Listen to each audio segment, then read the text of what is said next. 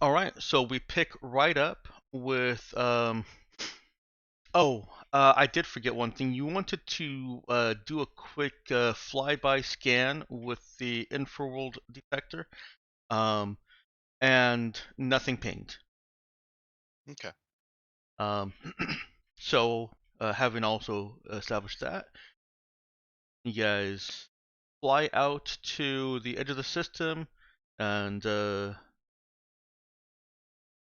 name is Jacques Starcross makes his way into metaspace, picks his own course through metaspace with an occasional wow. Ah. Wow. Wow. I Um fly by the seat of my pants and I don't know how to tell anybody else what I'm doing. Wow. and y'all feel if you're not already on the bridge, you feel the shift from metaspace glide into, I guess it'd still be real space glide because it's not like there's all that much friction or turbulence in space. But there is a very subtle shift in the feel of the motion, and all the bridge crew get a call from Starcross on the bridge, and it just starts with "Wow." Jacques, use your words. That is a word. I said words plural. Mm. You need to see this. Yeah. Do we just leave him up on the bridge by himself? Like, I feel like somebody's got to be on watch, Oh right? yeah. So yeah, any one of you, all of you could be on the bridge already, and he's still calling all the bridge crew. Okay. Wander over there and find out who the hell was in charge and let him, It was just be probably here supposed to by be himself. Nemesis, but I was just taking a nap. Damn it, Nemesis. It's so boring. Yeah, well, that's why. Wait, why do we leave Nemesis in charge of anything? I don't know. Wait, so this is my question. In fucking Delta Rain, they don't have like long stretches of they don't accurately represent space travel? Well, no, it's not purely simulationist. You have to pay to get there instantly. Oh, okay. One of those games. I see. Well, now I don't like this disparaging of Delta Rain. This totally fictional game. You don't have to pay real money per se, but you can buy the currency that you use to speed starship travel with currency, with real money. But it's very reasonable. And it's totally something you can earn in the game without paying money, right? Time gated rate. Yeah. Oh, there you go. That's even better. Yeah, it's a recharging energy mechanic. Oh, That's lordy. that's the Just only like a mobile game. that's the only reason Nemesis logs out occasionally. I gotta wait for my energy to recharge. I love that Delta Rain is like your second character. That's gonna be the name of the next character too, I bet. That might be taking things too far. That would be a little weird. It's a VI called Delta Rain. Yeah, now that there's Just the game come to life. Yeah, now that we've canonically created that game in universe, it'd be weird to be named after it. It'd be like meeting somebody Yeah. named Grand Theft Auto. Yeah. Or, oh hey, here's my son, World of Warcraft. Yeah. Oh, that would be perfect. That'd be hilarious. I mean, somebody's got to have named their kid Thrall, right? Oh yeah. No doubt. So, what Starcross is wowing about is you've apparently entered a region of space where nothing exists. There's nothing coming up on sensors. There's nothing here. There's no starlight coming through. There's nothing no heat, radiation, or regular light coming from the star that's supposed to be here.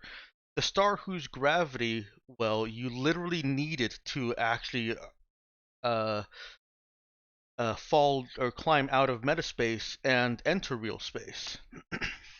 Sensors are picking up nothing. Now, Zoe recognizes this as something different. Yes. Isn't this what happens when we white hole something? No, that's when you white hole something, it just shunts all metaspace. This is you're in real space and your sensors are not picking up anything. How Yeah. are we in like how are we in real space? I thought we had to go somewhere first. Or was that at the end of No, we're going to an allow where it was all in the infraworld. Mm-hmm. Yeah, Oh, okay. you've Starcross has sorry, that was me. That was This my time- scatterbraining. Starcross drilled you into metaspace from Artemis, from SP9-1. And he's done the drill journey. It's been 4 days that you guys have been on the ship. If this were a normal session, I would have asked, what kind of stuff you guys got up to during those 4 days. Right. Okay. And so he's completed that drill and says that nothing is showing up on sensors at all. Right. Which could very well be expected. Yeah, that's what Zoe recognizes as kind of an indication of, or not indication. I mean that's what Zoe has come to correlate with infraworld stuff. And so it's time to send out the EVA people. See what happens. Well, volunteers.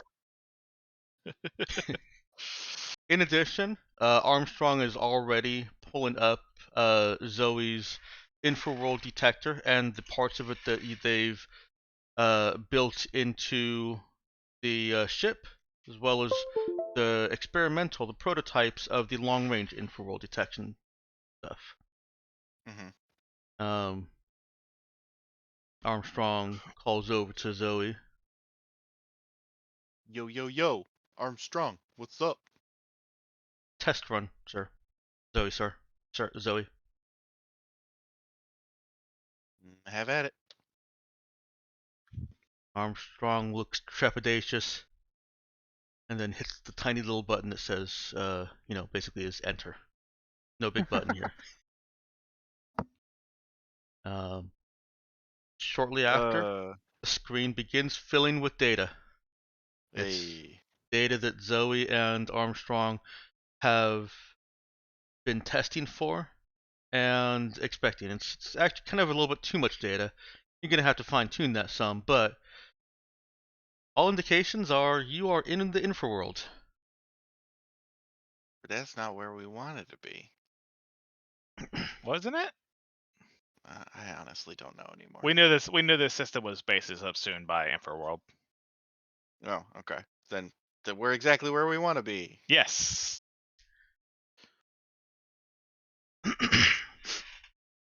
A bit of work filtering that data from Armstrong, Nemesis, and Zoe calibrating the equipment on the fly, and you're able to kind of map out the system as if you were getting regular data from sensors. In addition, those EVA crew, there are volunteers. So, it takes a little while for Zoe, Armstrong, and Nemesis to work out the basically filter those sensors. While does Charlie take a quick EVA crew out?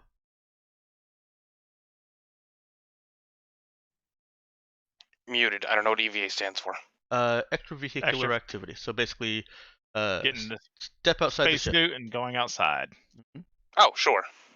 Or not putting on spacesuits, Yeah, I mean it's not really space, right? Well, in the event of either, I've got the powers to sustain people. So Yeah.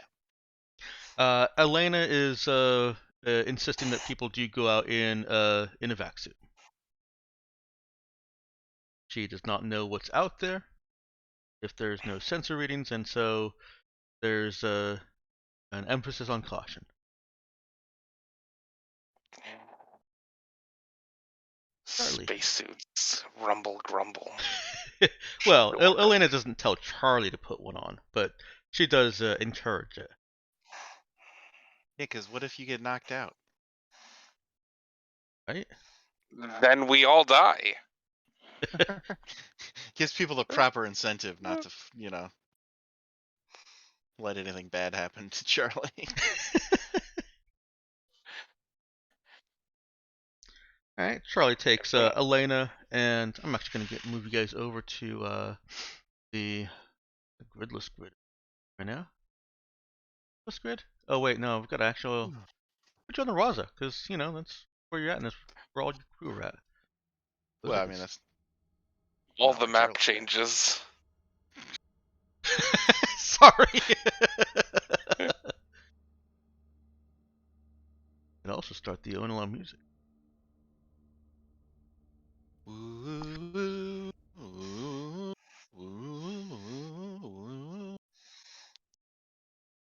I assume that's the NLM music. It's not, unfortunately. You were close. You were real close. I thought it was just the theme to Friends.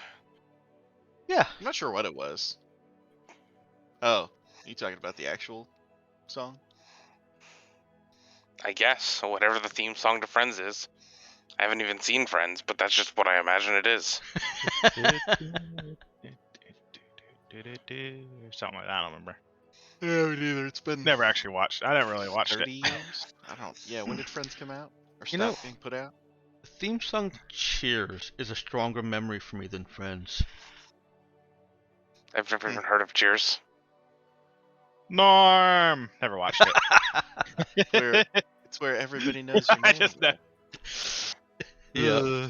That's all I know about Cheers is Norm. The only thing I know about Cheers is that Frasier was in it, apparently. Yeah. Mm. I think it was. Wasn't it no? Frasier was a. It was a Oh, wait, spin-off which one? of. Frasier was Oh, a spin-off of Cheers, Right. I think, because it came after. So. Anyway, Sounds right. Today's TV trivia fact. I mean, is it even like trivia? I feel like people just know that. That's kind of what a lot of trivia is. Oh, okay. Well, So, doesn't feel like trivia. as Charlie and Elena and a couple of your security, well, yeah, we'll say 2 security and 2 crew, get into the airlock and look out the window, they see what looks like space, but blue. There's no stars shining through this kind of light bluish. Light blue? I mean, transparent light blue. Like light blue, but if it were transparent and you could see the black behind it. Right? Does that make sense? Like a light blue pane of glass with a black void behind it, maybe? Yeah. That's what it looks like outside the airlock window. Like the one place on a ship that's allowed to have windows, is that right? Yeah. Okay.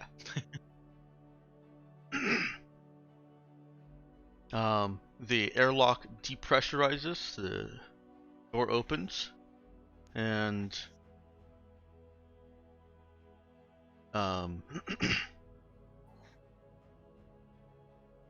just to get a better look out there, so it's not just through a tiny little window. Charlie leads the little crew out.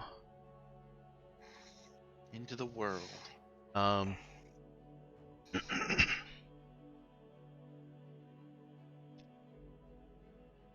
folks inside are excuse me, are not able to see anything on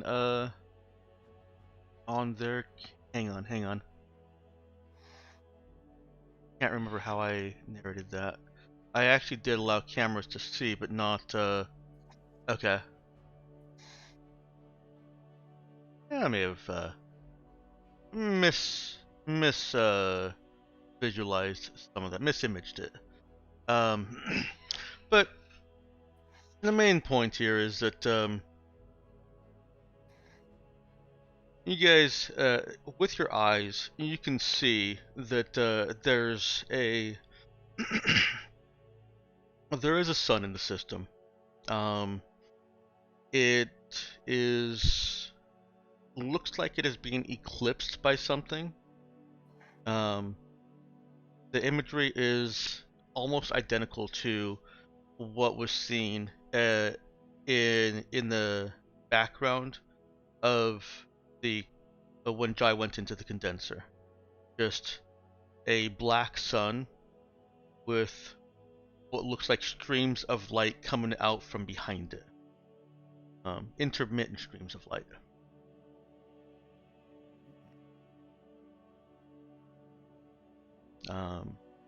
Charlie doesn't feel any pressure here. Charlie doesn't feel any vacuum here.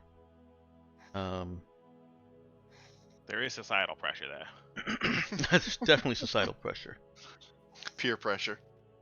Basically, it doesn't feel like his pressure field is putting in any work at this time.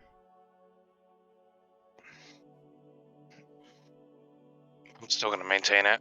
Okay. Who knows when that might change? That's with a little bit of help from your EVA, kind of spotting you and giving you directions to that one big point source of light. That seems to be the only thing in this system. Armstrong, Zoe, and Nemesis are more easily able to calibrate the sensors for the infraworld detection, and you can start bringing up maps of the system. You start with the sun, and start using Zoe's special detection equipment there to actually read what data is in the system. And once you've got that going and your ship's computer is able to build a better map, to actually build this map, it looks like it's just a normal solar system. It's got this sun in the middle of it. Your ship simulation of it looks just like a normal sun, except it's not reading any temperature.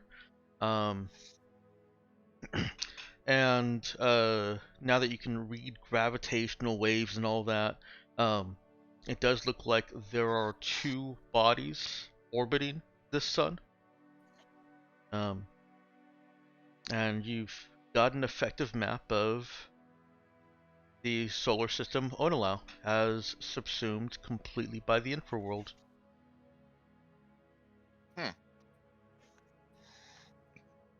So enough to actually navigate it from those readings? Uh-huh. Nice. You install these on everything now. How long will it take to install this on my drones? Oh wait, no, the drones had other issues, didn't they? Yeah. They just kind of drift. Oh wait, no, that's because I didn't go in there. Who knows? Because you didn't go in. They had no control.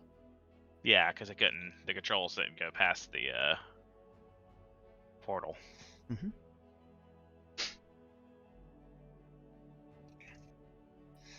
Okay. Well. Like you're adrift in a sea of blue. Are we becalmed? Like, why are we drifting? Do our engines not work anymore? Well, no, the engines work just fine. I kind of assume that once you come out of a drill that you're not accelerating anywhere because you're wanting to, get your bearings before you just start jetting off.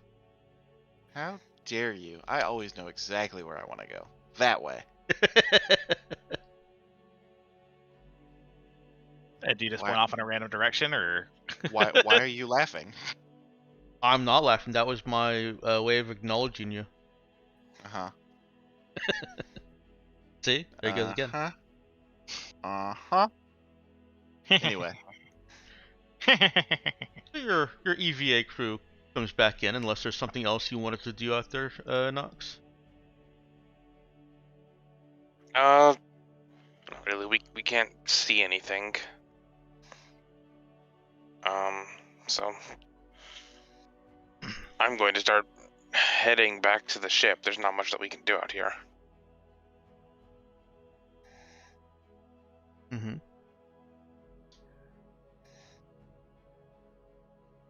And well, what's the course of action? You're in Onolau.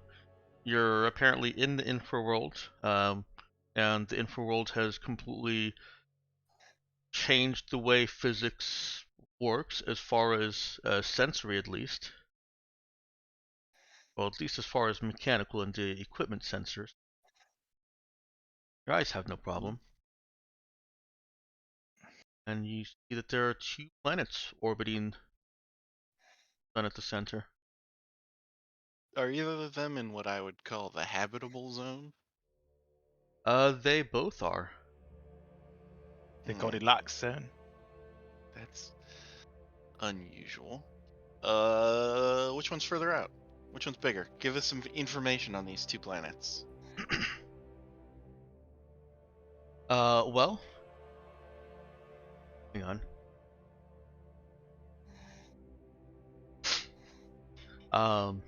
You're currently looking up what you can find out without actually having to do a sensor check, right? No, because you can't. You Hold still on. can't do like normal full sensor checks. You're just barely scrabbling together this. Well, I'd still let you do a sensor check though. No, it's not that I want to do a sensor check. It's that I want to know what I know without doing a sensor check.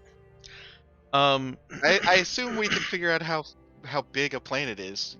I assume we haven't forgotten how to do trigonometry in the fucking past however many years. I don't know. Can you do that without sensors? Yes. I'm just giving you a hard time. I'm not doing a very good job of it because booster. And yes, That I am likely going to keep milking that. That excuse is wearing very thin, my friend. Yeah. No, I'm trying. The reason I'm stalling is I'm trying to figure out how to give you the description in such a way that you go to the planet that I want you to go to. I mean, just fucking quantum planet it. Whichever one we go to is the right one. That's what I was going to do before you called me out. I was still just trying to figure out if I could get you there without having to quantum it. Nope. So they're definitely not the same size. There is one that's larger and one that is smaller. That's what she said. That's really what anyone said. I mean, yeah, honestly. But it's funnier if she's the one who says it. Oh yeah, it is always funny when she says anything. Mm-hmm. The smaller one will be quicker and easier for you to get to because it is actually orbiting towards you, and the other one is orbiting away, so you would effectively have to bypass the smaller planet to get to the larger one. That's interesting enough for me. So we want to skip the smaller planet. We'll take. We definitely want to skip the first planet. Okay, yeah. Well, here's the thing. We had to come back this way anyways. Right? So we could just hit it on the way back. Yeah. See, but what if he knows that this is how we would think?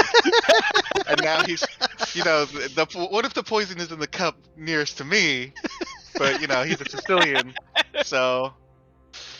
I'll admit fuck to it, you, who there was cares? no Just winning pick this one. one for me because I expected that Meowkin would take the what seemed to be the bait, and I expected Yeah. that Xander would Would be definitely difficult. refuse what seemed to be the bait. Yeah. There was no That's way I was true, winning that one. No, there's just both. With Jai and T-Pose, Zoe and Nemesis look at each other and then immediately go into rock, paper, scissors. Rock, paper, scissors, shoot. Which one looks more populated or developed? Which one looks more developed? Just I think the small eyeballing one's it. coming towards us, and it's much closer and much easier to get to. The small one is moving towards us. Yes. Well, not like, I mean, just in its orbit. Yeah. In its Oh, own- okay. So Yeah. that would be very interesting if it was actively moving towards us. Okay, if it was actually moving towards us, let's go to the other one. If it wants to reach us, it can hit the other planet. Because that's a living planet. Focusing more on the small one, you can see that there actually are what look like energy signatures. It's all still very weird because you're basically rediscovering how to censor with Zoe's new tool.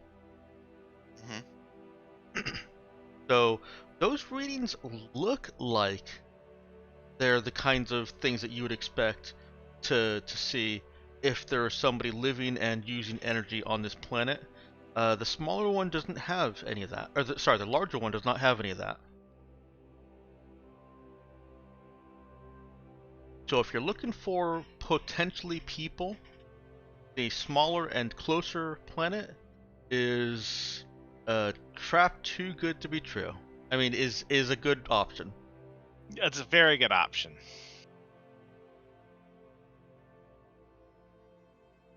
How fortuitous.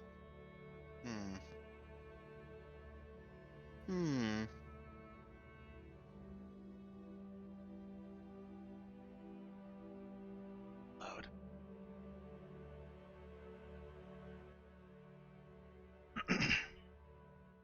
So, do you want to set course for the GM recommended small planet? All right, guys, we've got it. We talked him into showing his hand. We know which one he wants us to go to. Let's go to the other one. All right, we go to the small one. Yeah. Because obviously, by telling us this It's a is the double one he blind. wants us to go to, yeah, he's saying that. I feel like I'm playing. What the fuck's the name of that game? Werewolf. Look, if he's the werewolf and he's lying about being the oracle, But we know there's a jester around here somewhere. but the trickster swapped these two, Oh, no. which means that actually, yeah. I didn't realize there was that much philosophy and trickery in Werewolf. I would have expected that more in Yeah. Vampire. Well, aren't they based on the same games? I've never played. Isn't Vampire like an RPG and Werewolf is like a fucking social deduction game? More complicated versions of Amogus. Well, I mean, they came first, so technically Among Us is. I said they're more complicated, not that they're fucking remakes. All right, you can all make testificate noises at me as much as you want. Doesn't fucking. Why are you booing me? I'm right. I love that quote. Jacques looks at this new sensory data and want me to go there? But the ship doesn't even know where there is. Oh. Did he just say ow or wow? Wow. He's I think wow in a dejected kind of way. I could see him saying ow because his brain hurts. Ow. Yeah, right? Good thing this guy is useful because he's an idiot. Is he at least easy on the eyes? I mean, he's Owen Wilson, so. No. Take that as you will. Probably not. Is he like 10% legally distinct, Owen Wilson? Oh yeah, definitely. I remember Okay, I yeah. had made some artflow.ai images for him. Let me see if I actually made a token for him. Look, it only takes like what 2% to get to chimpanzee, so 10%. I mean, That's he could be real genetic ugly. difference, but Yeah. That's the joke. Come on, guys. wow. Wow.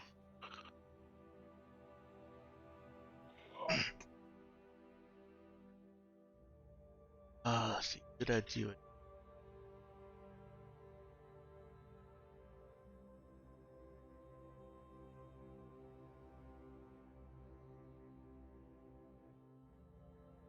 Why aren't these in alphabetical order? On here. Sort by. Why would they name. be? Makes them easier to find. No, Yeah, I didn't already create it, and I'm not going to waste our time on this. But I do remember that it's somewhere in the Discord server because I remember Oh, well, did I put in it? Okay, yeah. the pictures at least. Yeah, I chose one of those. I think I chose the one that's actually a little bit more easy on the eyes. That actually looks like he could have been like in an academy and trained as a pilot in some way. Basically looked like a Mass Effect Owen Wilson, I guess. Description I'd give. Okay, so maybe I'm wrong about this, but is being good looking a requirement of being trained to be a pilot? Yeah. Yeah, Oh, You didn't okay. know that? No. I mean, That's why you're not a very good Certainly pilot. help. I mean, I worked at an airport for a while, and so a lot of those people were not good looking. They must have been the flight crew. yeah, but they were just standard airliner pilots. They weren't like Top Guns or anything. Like, watch Top Gun, you'll see all the pretty boys. Eh, All I'd the rather pretty boys. not. All the pretty boys.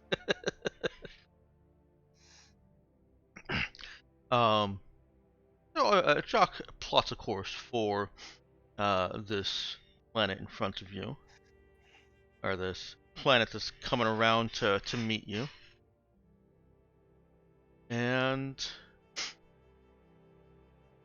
after let's see, regions are 48 hours of travel. Your start, 16 hours, right? After a little bit over half a day of travel through this blue starless void, and I do mean starless, like not just like there's a sparse star field like it was in Artemis, the last system you were in, but starless. There are no stars in the background of this blue pane of glass that you're swimming through. You receive a hail. Your Well, sensors, modified by Zoe's modifications, pick it up, and does take you a little bit to adjust it, but not. Trying to word this differently. It seems like it's been modified for you, like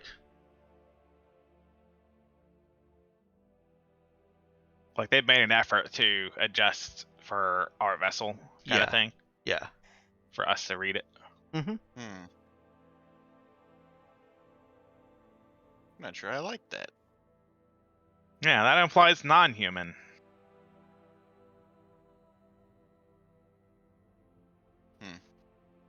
Receive. Well, you receive it. Do you? Well, Yeah, we receive it. You acknowledge it. We open it in a virtual environment, so that they that's can't, okay. you know, It's so the now that viruses or Jai's not here. Now Dexter can use the cognito thing. Yeah, Cognito hazard. cognito hazard. I think it's fair of me to say now that I am never gonna hack you guys on a communication, on a hail. Yeah. That's what he says now. I know that I've lied to you about a lot of things in this game. No magic, no AI. Magic? Has there been magic? I mean, Kind of. Not. Yeah, Nox was the first to kind of call me out on it, but the Infraworld is basically magic. Yeah. Oh, yeah, well, that's fair. I mean, in the Yep. general sense of it. Now all we need is Kung Fu, and we've got the trifecta. Science, Or Kung Fu, and magic? Yeah, because you said some... Oh, God, I don't remember who it was. Somebody wanted to make one of those, like, punchy characters. The magical fists. Oh. And you were like, there's no magic and there's no Kung Fu.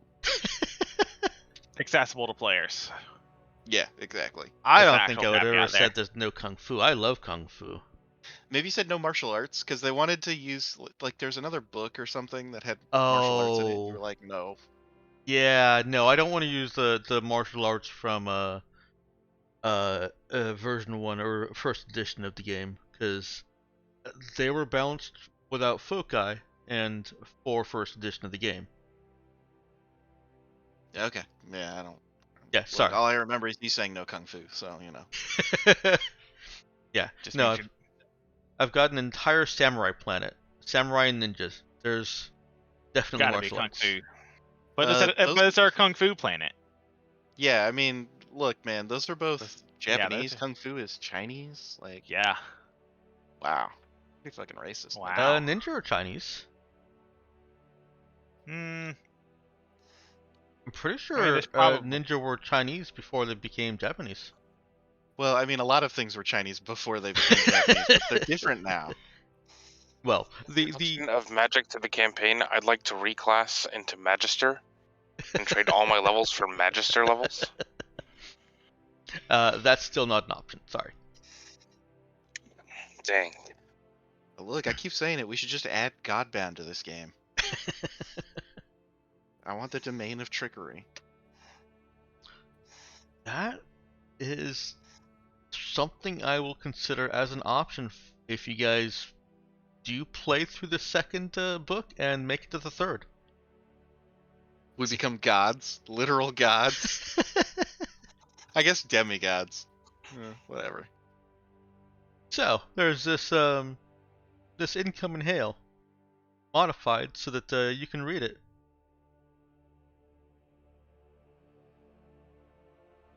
You open communication? Yeah, I mean, yes. Okay. We feel like haven't you- hauled about it, but Some, we do. sometimes you ask us questions where it's like, yes, the answer is yes. That's why we've been joking about it for the last 15 minutes, because the answer was yes. Fuck. Sorry. First we answer the hail. What else are we gonna do? We could deny it. I think I do go a little bit too cautious on making sure that all the decisions are yours. I've been realizing that,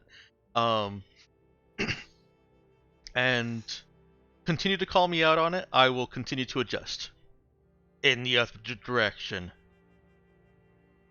I mean, Nope. appropriately. Yep. Nope. Yeah. No. You said what you meant. And when people tell you what they're like, believe them. That's actually a personal philosophy. I shouldn't joke around about it. It's not too late. We can always space dip and go to Denny's. Can we? Is there space Denny's around here somewhere? I could kill for some pancakes. Not that your sensors Is there a can regular detect. Denny's around here? Your sensors can't detect that Yes. either. Damn.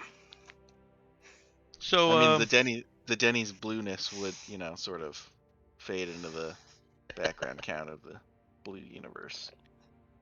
So- Dabba-dee-dabba-doo. a youngish man, bit dirty, scruffy, wearing kind of ragtag clothes appears on your screen. Looks through wide-eyed. And speaks almost gibberish. Almost gibberish. Yes. Okay, what part? Everyone knows is that's it? not the same thing as gibberish, though. Right? Right. I Right. somehow completely forgot that I had languages in this campaign in the last system. For the sake of the world building, I'm not forgetting it here. He is speaking what what your computers are able to try and put together and translate for you as a modified or an evolved form of Terran Mandate. Of Mandate from Terran Mandate. Mandate's an English base, so it's not entirely hard to pick up, and once you've gotten the translations kind of given you prompts and turning the correcting words for you, it's no more difficult than hearing an Irishman with an Australian accent. Interesting analogy. I just figured, two difficult languages or accents for me.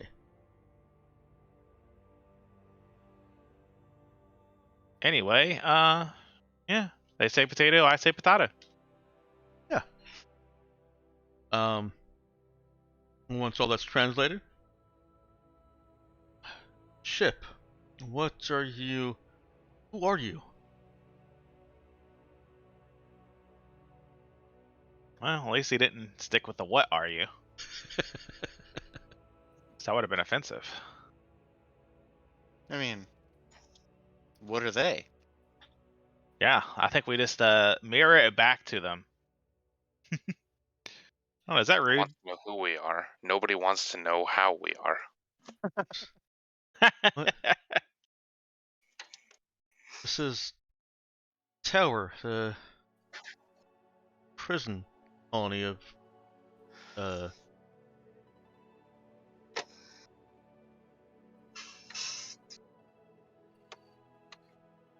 Holy howdy, I've been in prison for a while. The music changed. Did Oh you- no, it just reset, I think. Yeah. Right. Sorry. Hmm. Okay. What year, I wonder, do they think it is? This is Tower, the prison colony of New Terra.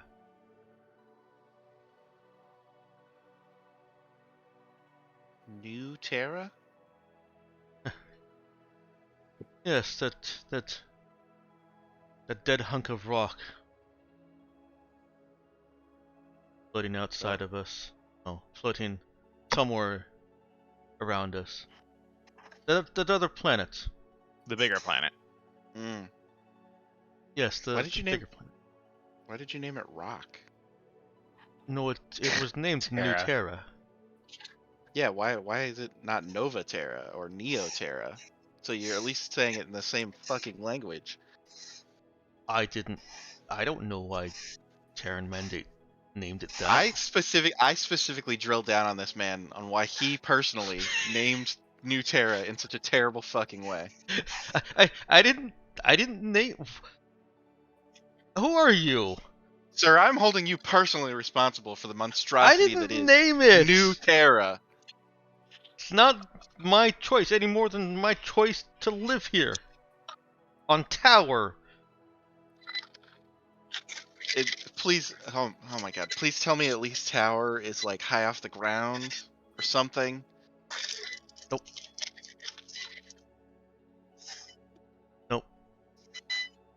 Oh, why would that? You do know how planets work, right? Oh god, the whole place is named Tower? Yes. Oh, I mean, that's not really not the worst name for a planet. I'm disappointed. It's a little- I cut the radio and I look at Nemesis and I say, "Have you never seen Good Cop Bad Cop? I gotta lay into this guy so that you can come in and save him, and then you guys got like a thing going." Why? Because Jai's not here to restrain me.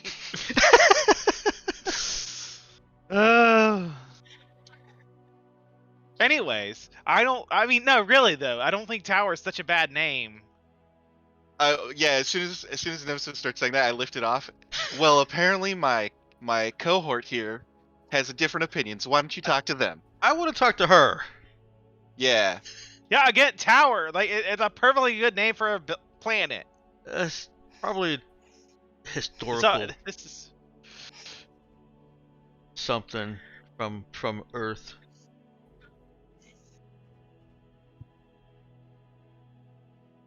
Do you know Earth history? anyways. Do they teach that still? Do we even know what Earth is? Yeah. It's history. Oh, okay. It is history that we know. Okay. Mhm. History. I mean, yeah, everyone knows Earth. What are they like Neanderthals? Is Terran Mandate finally sent somebody to rescue us? Well, No. what year is it really? What year is it? To you? What? 3251. That's a bad sign for starting. Oh, okay. No, it's the same year. Okay. Mhm. So I mean, rescue you from what? I mean, I guess. Oh, I guess your computers aren't doing great, huh? Or well, I guess computers work fine. It's just they don't perceive anything, right? Or Uh, oh gosh, there's I guess the computers are working because we're communicating. there's legends of a great cataclysm. I thought they were all. Wait, how would you know the computers had to be Well, adjusted? Well, no, like you said, not the we're computers, but yeah, cameras. yeah. I mean, we're here, right? Right, you Oh, can't see me. You can oh, see behind him. There's yeah. a doorway, and the door has opened, and now there's somebody peeking at you from behind that open doorway.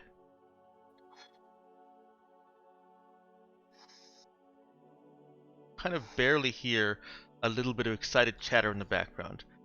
Noise canceling is good, but it's still letting some through.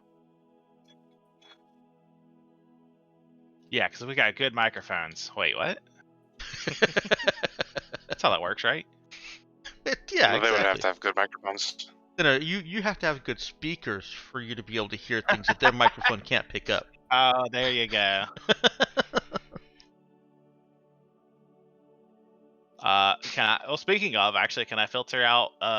Try to isolate that sound and see what they're saying. Sure. Go ahead and give me in program.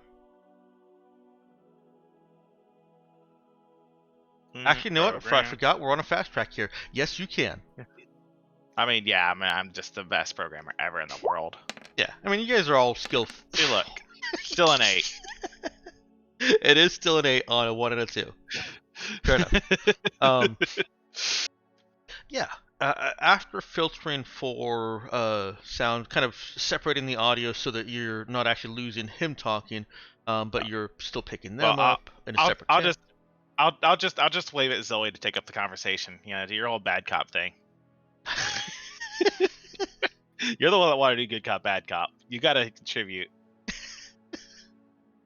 I'm sorry, I spaced out. What's happening? You wanted to do good cop, bad cop. Now's your chance to do good cop or bad cop rather. So I'll just forward them over to you while I'm just listening to the background noise. And in that background noise, and through the translation, Nemesis can pick up that the excitement is basically that there's a ship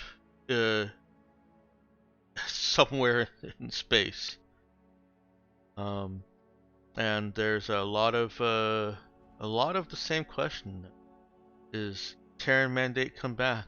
Are we being saved? Oh, No. darn! They weren't saying new fresh souls.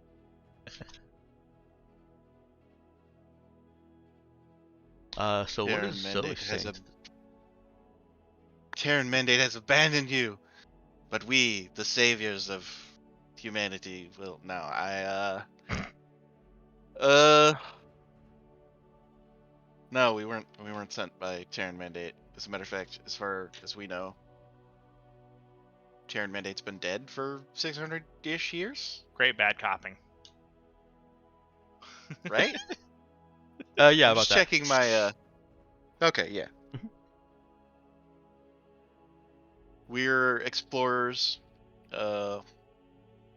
What's our ship's current name? Oh no. Did we ever just go to the Rasa? Oh no, you can be Moon Boy. I thought we were You Can Be Moon Boy. That's Yeah. right. Okay, yeah. We're explorers on the You Can Be Moon Boy. We came to Onalau to see what's happening here, and something weird's happening. Weird for you. This is Well, I my mean, life. sure. Yeah, I mean, yeah. They. Uh-huh. How long do we have an idea how long this was assumed? It was like at least hundreds, right? Yeah, at least If hundreds. not thousands. Yeah, you don't really have any real way of gauging it because the rate of expansion that you saw on the coast condensers should never be able to reach this if it was just one. You didn't see what would happen if multiple condensers were expanding in the same area. That might speed up expansion. Um, so basically, you don't really have enough data, but it doesn't look like this is like within the last 100 or 200 years. It looks like if it is just expansion, whatever did it happened hundreds of years ago. um, and at this point, not to cut off the fun conversation you're having with this bewildered boy here, a older woman comes into the room, followed by um, an older man. And the older man shoves the boy out of the way and sits down where he was sitting, looks at the screen and is looking past you both, looking at your ship, while the older woman moves off camera, and you can hear her clacking away at the computer. Um, they ignore you for a minute, exchanging conversation between each other, um, and Rude. it's very rapid, but your translation program there is able to to still put together that they are very concerned about whatever power source your ship is using to fly. Like, I don't know, a condenser maybe? Well, they haven't said the word condenser, Yeah. and they're actually I should be less cryptic. Basically, they're concerned about the energy readings that you're putting out, just the energy overall. Oh, we have bad vibes. You get bad vibes. Our ship has bad vibes.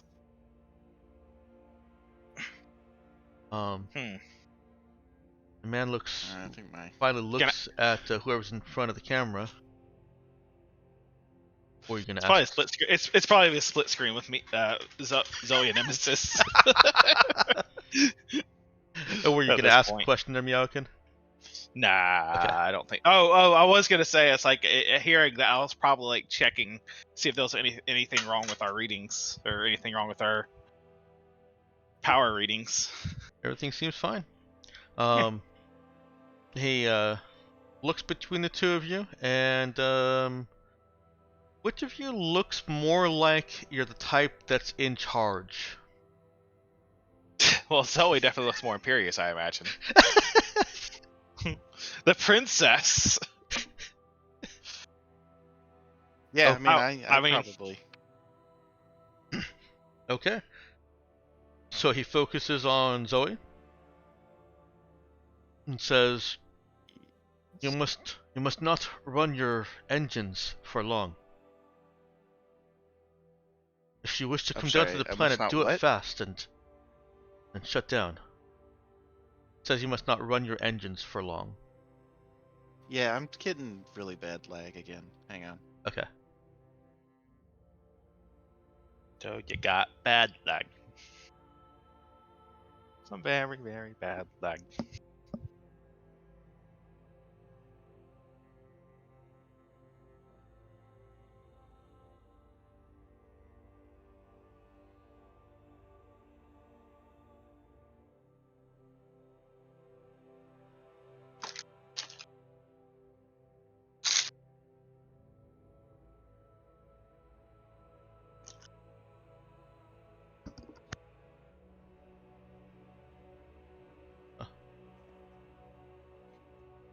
There it is.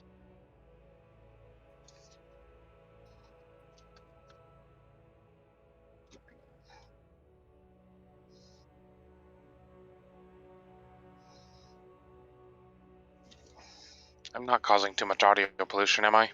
No, you're not. Okay. I don't hear anything coming from you at all. Okay. That was the thing that I was worried about, which is why I muted my mic. Okay. Yeah, my I don't know, my internet's being weird today or something. Well, Have issues with anything else? It could just also be your connection from. Like it was fine for a while. I have everything turned off. I mean, I don't know what the. I mean, it could be a the hell higher. It could be a higher level issue if you're not having issues elsewhere. Too, like something for somewhere in the network route. I have everything Between you turned and the off, so I don't Yeah, know it could. what It could else. be something outside your building. Is what I'm saying. Outside of where you are, Maybe. possibly. and I swear there used to be a way to change what servers are Yes. being used. Yeah, can you not do that anymore? I can never remember where it is. It's usually somewhere down around the connection thing. I have to hold on. I'm kind of. That's what I thought. It used to be right there. But I Or that may just show what region it's in, maybe. Or might be a Mhm. server setting thing.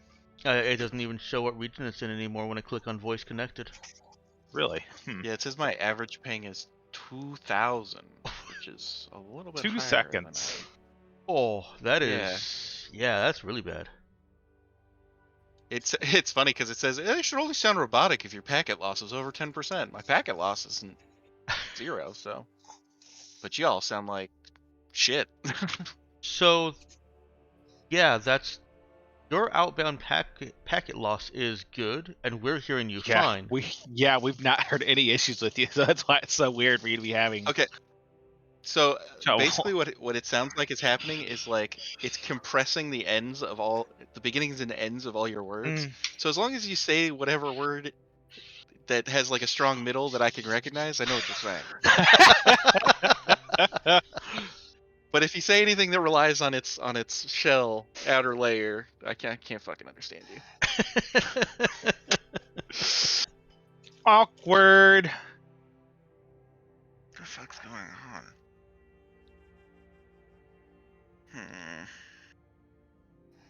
Try to speed test. It says it's normal. It's terrible, but it's normal. Then it sounds like maybe a Discord thing. Yeah. So you figure out how to change that region.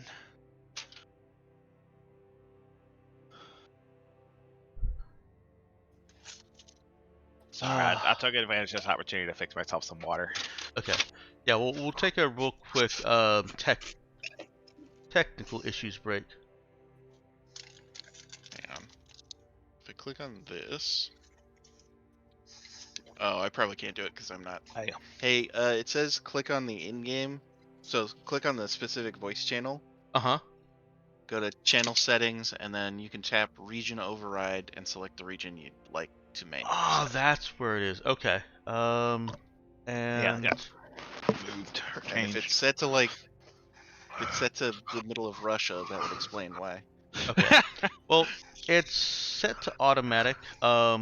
So prepare for a blip. I'm changing region. Oh, it doesn't tell you which one it is. Oh, I seem to remember them. I seem to remember something about them making it more dynamic or something. Well, they've always had automatic on there. I changed it to US West.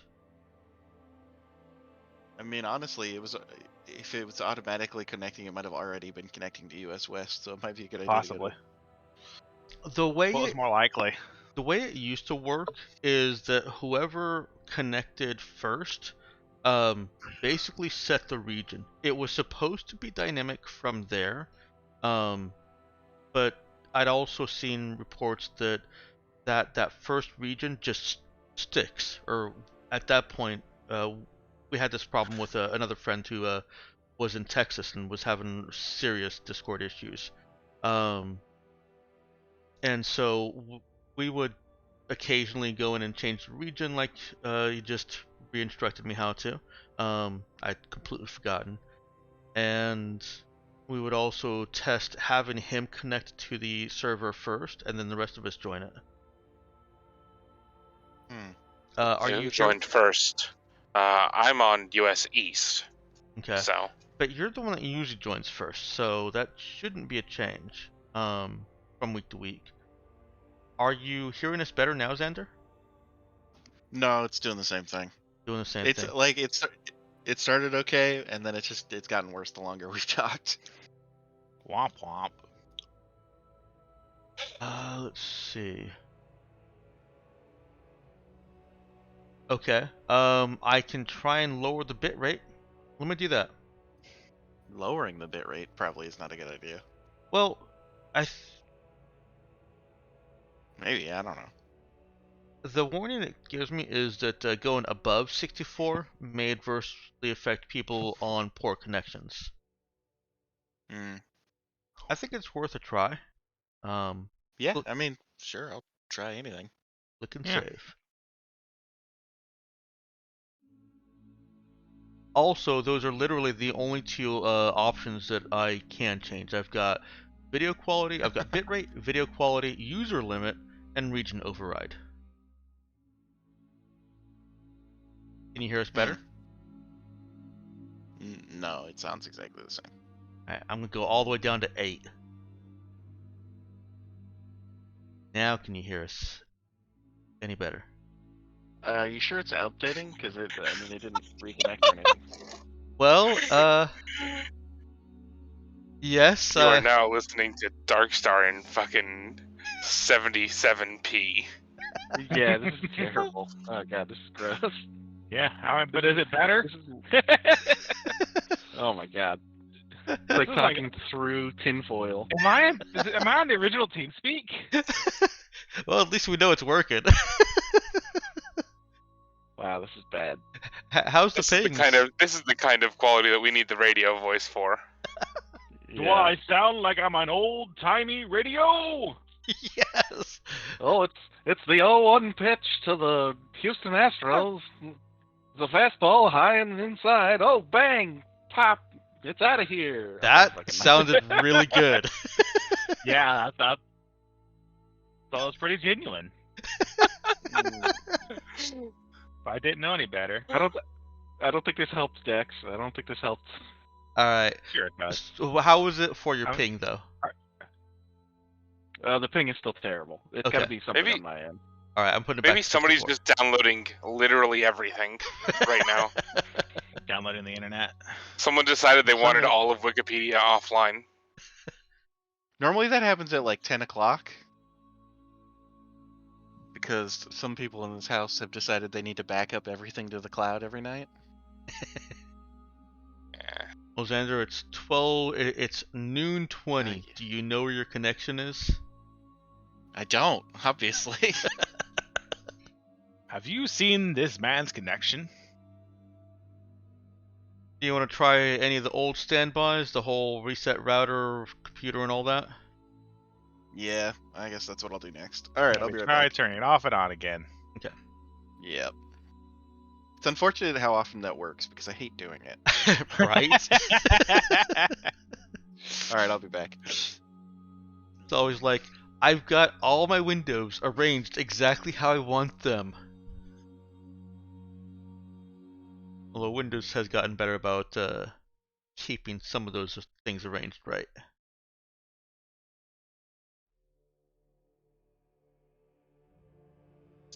Maintaining a hard stance on never turning off my computer. What's that? I said I'm still maintaining a hard stance on never turning off my computer. I don't know if that's healthy, but Mm-mm. Back when I was in my old apartment, my computer was running for the full year without ever turning off. Mhm. It worked fine. You'd restart it for like updates and stuff, right? It would automatically restart when I could no longer postpone the updates. yeah, that's what I was expecting. Yeah.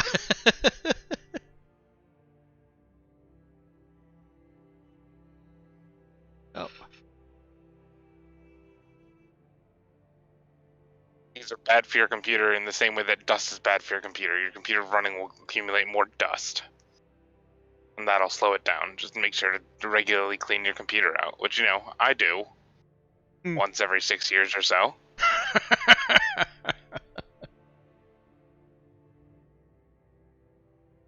Yeah, I'm not that great at that. Someone to do it for me. Who rolled?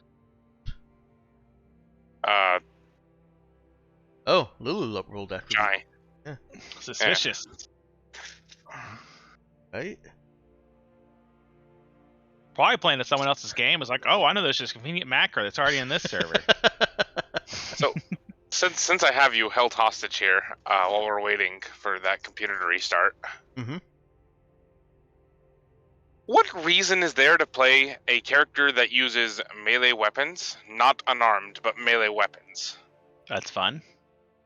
Also, some Besides of the foci actually get pretty good for it too. I feel like it's just mechanically inferior to being unarmed or using a gun. Wow, I won't speak Sudden to red that. light. So let me get myself to the right pages here. It kind of depends on where your GM falls on a couple of things. If your GM allows you to do unarmed attacks, okay. So if the GM allows you to mod those unarmed attack weapons, like kinesis reps, boosting kinesis reps, so that you've got oh no, I'm sorry. Never No, once heard of kinesis reps. it's under unarmed attacks, and I misread it and basically wronged myself. So unarmed attacks can't benefit from mods.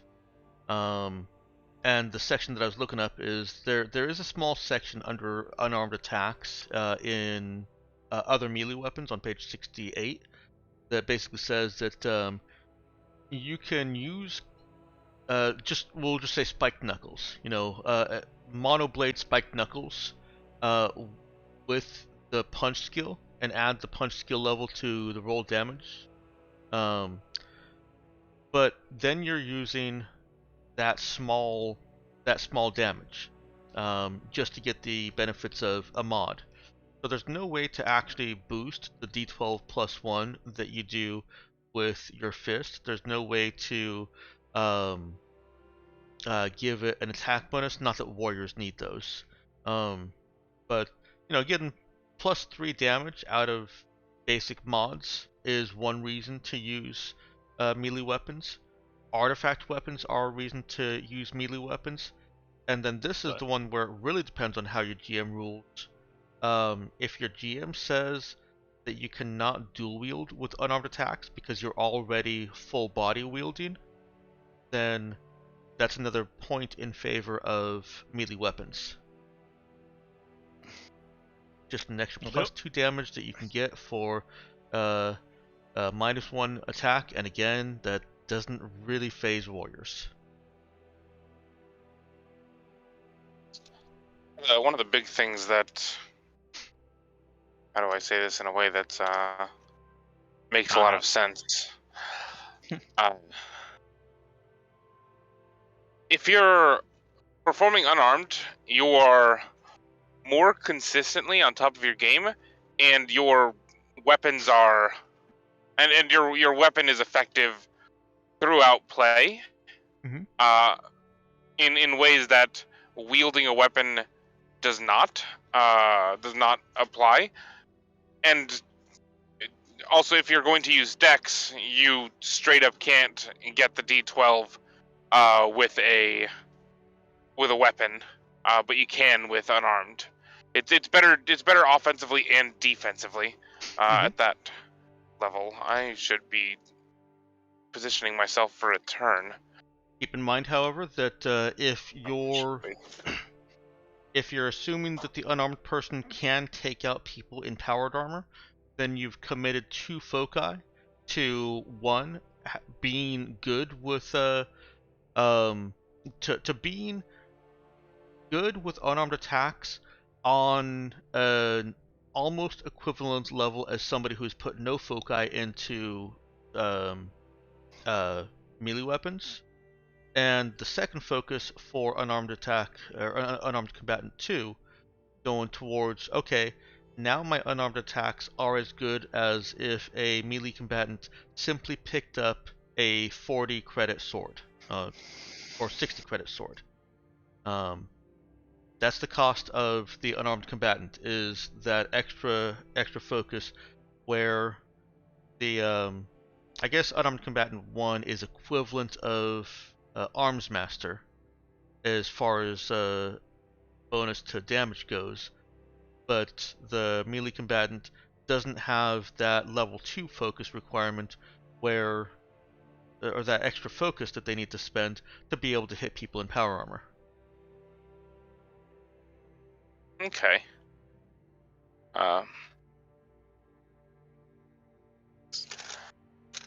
You're spending the two to get good, because I will say that at least level 1 is absolutely a requirement for playing that type of character. I imagine that if you're playing a character that's focused on combat, your focuses are going to be generally spent on combat leaning things, specifically something to make your chosen type of combat stronger. Yeah, I've personally found that you it only seems to anything after 2 or 3 foci, 2 or 3 combat foci feels like greatly diminishing returns. I have done that for my melee warrior. I think I've got 4 combat foci on that one, with alert and specialist exert being the only. Can't remember actually. Anyways, yeah, I have dedicated more than 2 or 3 combat foci to a melee combatant, but I don't feel like more than 2 or 3 is really necessary to be good at what you're doing. And you come online very nicely, just with the unarmed combatant 1, and then maybe later 2, because you're not going to be encountering power armor super early into the game. Unless you are. I mean, unless you are, but at that point, there's not much of a reason to take non-combat focuses, anyways. Yeah, no, that's definitely a reasonable counter.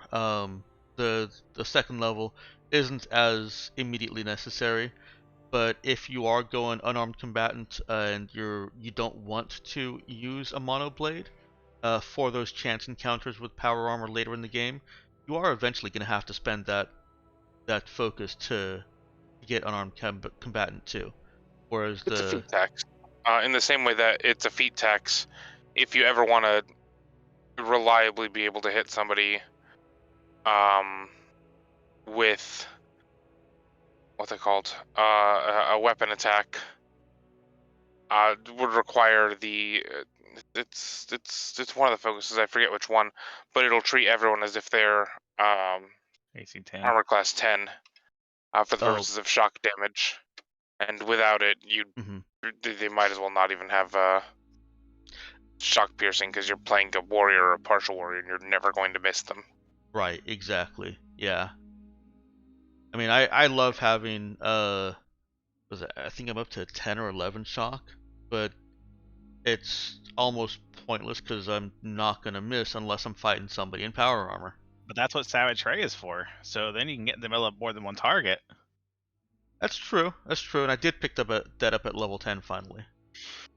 I will say that gods, you can't do less damage than your shock is, so that is a beneficial thing. If you have 11 or 12 shock, your minimum damage is 11 or 12. Yeah, and that's nothing to schnoz at. And that there is what makes melee or unarmed, any melee, whether it's with a weapon or unarmed combat, better than ranged combat in those instances. Is ranged combatants can actually miss and do no damage, whereas even your mid-level monk or ninja is gonna do 3 or 4 damage. There's no TL4 shield, and that really bothers me. I can't get over it. It bothers me so much. Well, it's like the sniper rifle steel 3. Uh-huh. But I mean, it's like I guess the thought is that there probably is a TL4 sniper rifles. Just up to the GM to declare one is maybe and like up the price. Maybe I don't know. Because it doesn't make any sense that it wouldn't exist at all. It's like they even the fancy pants, the riot shields, get stopped by old timey blunderbusses. Fucking. I'm back, by the way. Oh, welcome back. Welcome back. Sorry about that. We can go back to the campaign. No. Keep talking about stuff because I'm still working on stuff on my end. Okay. Okay.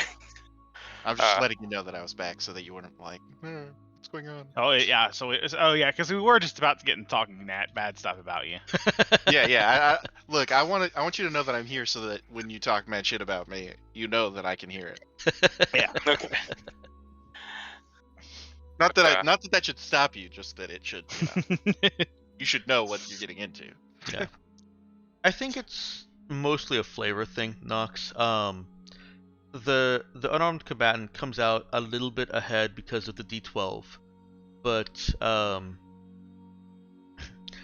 at a higher feat cost.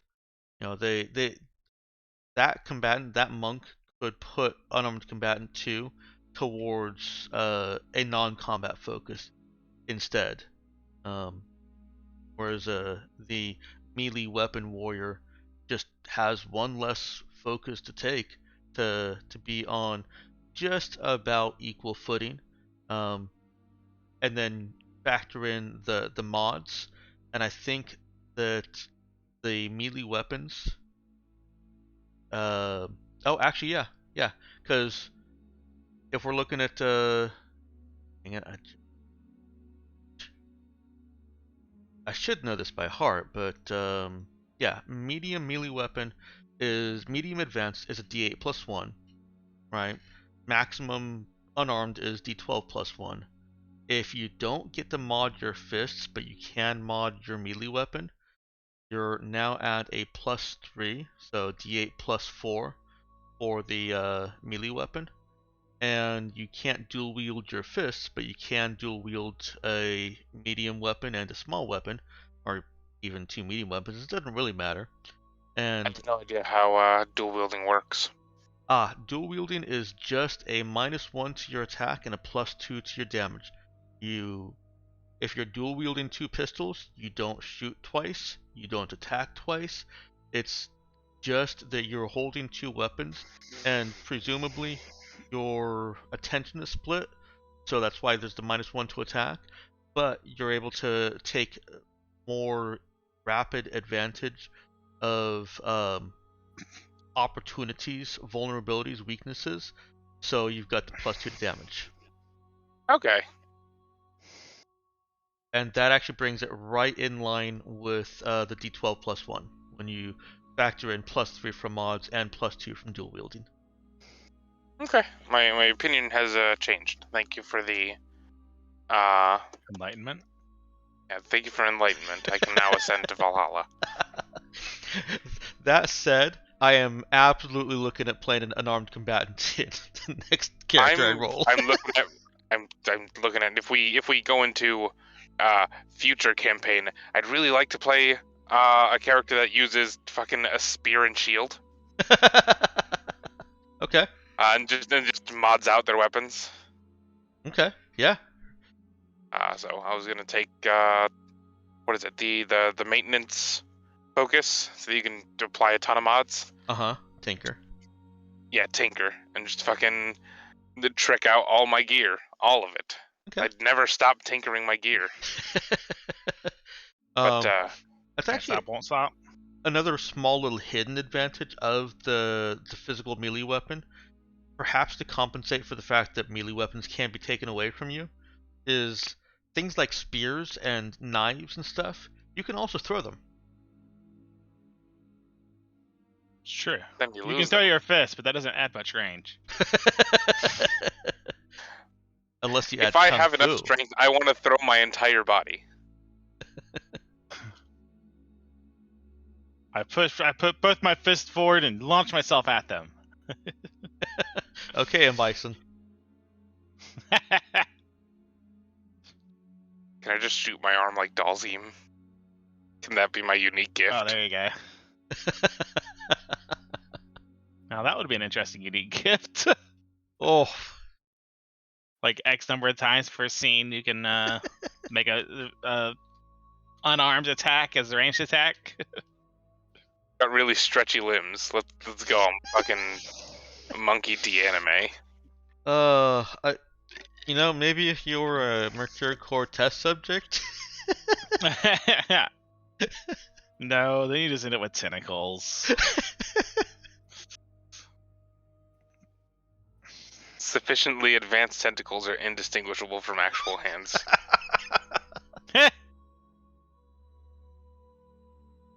Probably true.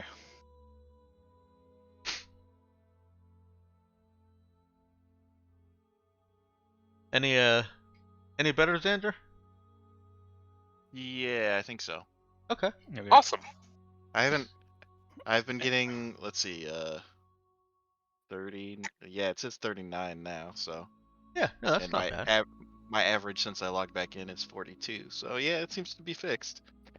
God knows what I did other than just turn everything off and turn it all back on again. The IT crowd did that one thing right. Turn it off and on again. Yeah, if you tried turning it off and Only on that again. one thing? Wow. I can't Well, believe they all- this IT crowd like They that. also made fun of Vista a lot, which I respect, honestly. I did. Starting to fire at a sea park. I really liked the IT crowd. I got so turned off by what I learned about the creator of it, the producer, director, whatever. Yeah. Yeah. I mean, in this day and age, you can't watch anything if you. Feel I that know. way. I know.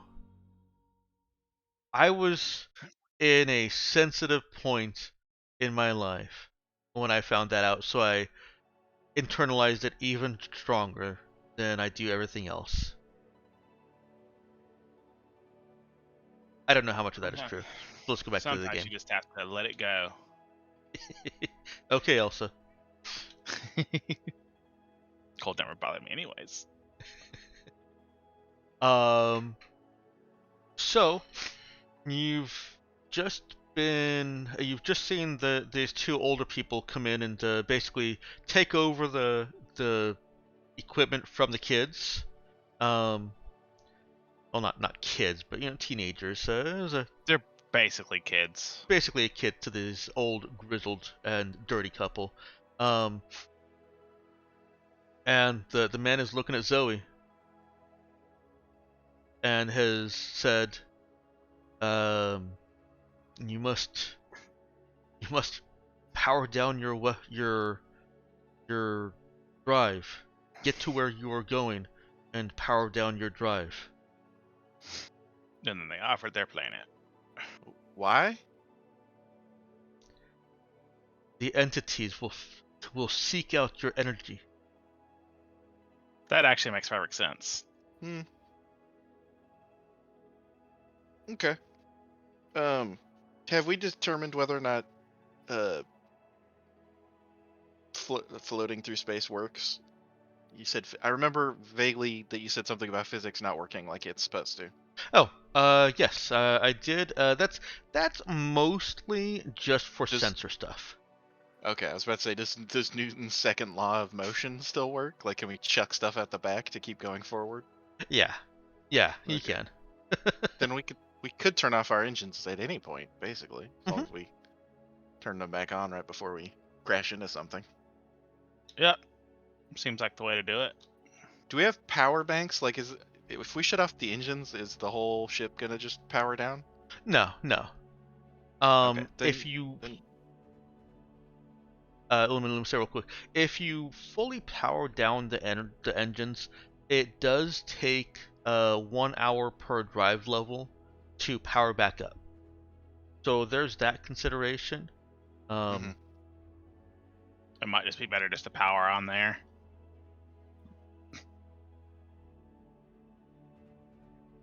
Rather than, because it'll take longer if we're trying to do it like gliding. Yeah. Silent.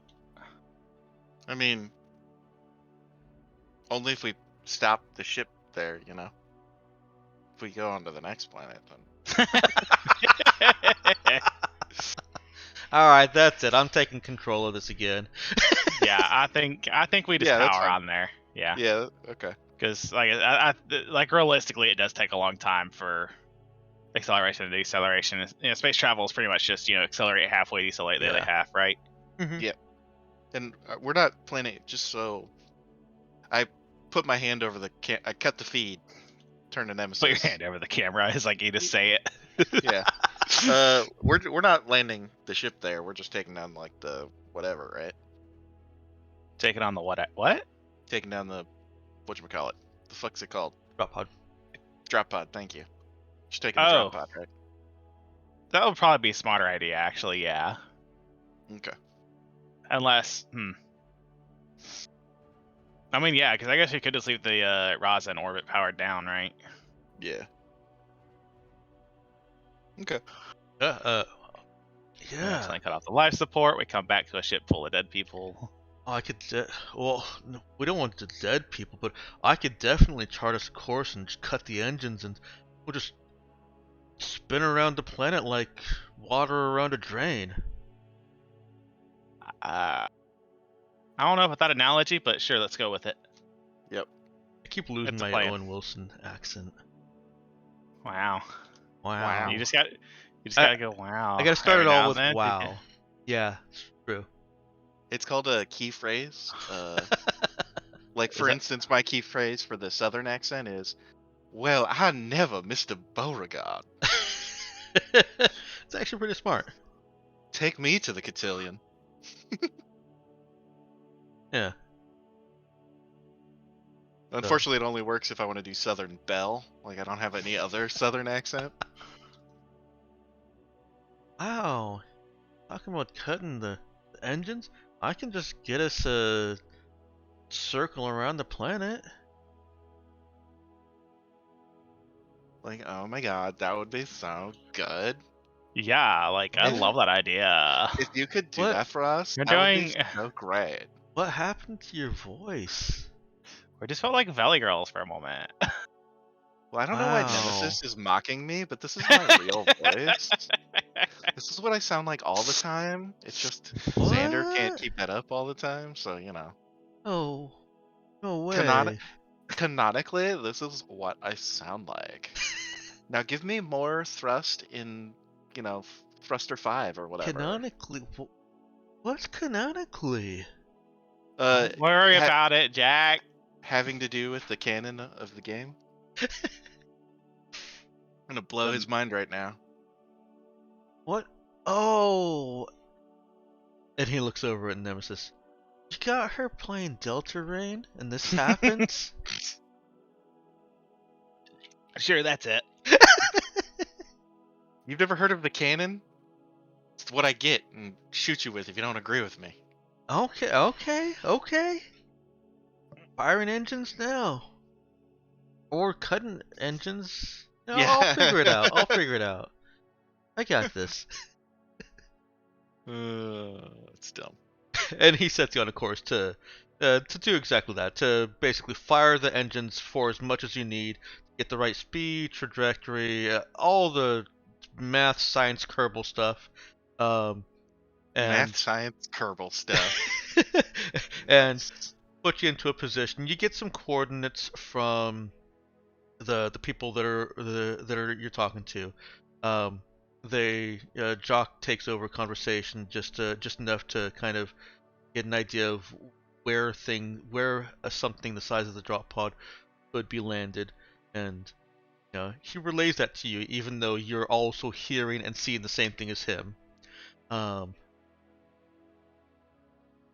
And sets that all in motion. Now, unless you guys were only theorizing about going down to the planet and your options, you're on course to do that. I asked the people if they have any other information on these entities, and I send them the highlight reel. Do they look like this? Highlight reel. Yes. There's a reason we got that thing. We got that thing put together for a reason, and this is it. We send it to people and say, "Is this what you're talking about?" We weren't calling it a highlight reel though. We were calling it a. Oh gosh. You had the propaganda reel and the fear reel. You were calling them a sizzle reels. Sizzle reel, yeah, that's right. Send them the sizzle reel. Yeah. Yeah, they recognize it and acknowledge that. Yes, that is. The same thing. That's what they basically threatens their survival on a daily basis. Right. Hey, I call down. I lean away from this guy. I don't care what he's talking about. I lean down and call the science bay and go, "Hey, has anybody got eyes on our teenage mutant, not so much ninja?" Greg responds, "What? No. The freaky flesh cords. That are inhabited by a space ghost? Coast to coast. I feel like at some point we came up with a better name for them. That was, oh, I'm sure. You mean that one in particular? I'm sure. Yeah, or the project. Like, the project has to have a name, right? We can't just keep calling it the freaky vocal cords with the space ghost. I don't know. I don't remember. I know his name. Or what is its his name? Gore. What's its name? Gore. Gore. Gore. G-U-R. Gore.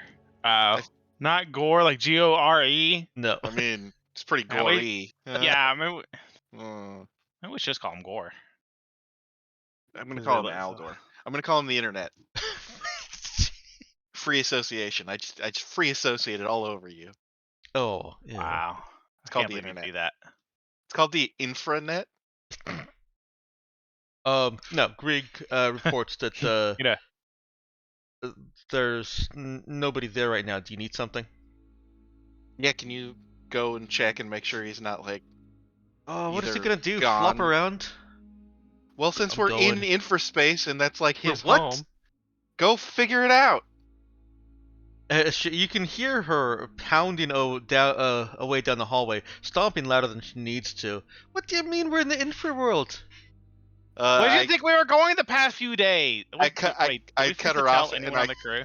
I cut her off and I call up McCrumble and I say, McCrumble, send security to whatever fucking room we store that fucking vocal cord thing into. Yeah, you getting the talk back from McCrumble. He sends security. Yeah. I'm not trying to arrest the scientist. I just want somebody to shoot the vocal cords if it's required. Right, got it. Okay. Just to be clear. And then I tune back into the other one. I assume she's still bitching and moaning. Yes, she is. Okay. She says that she's been on a in-ship leave for the last 3 days, and she expects.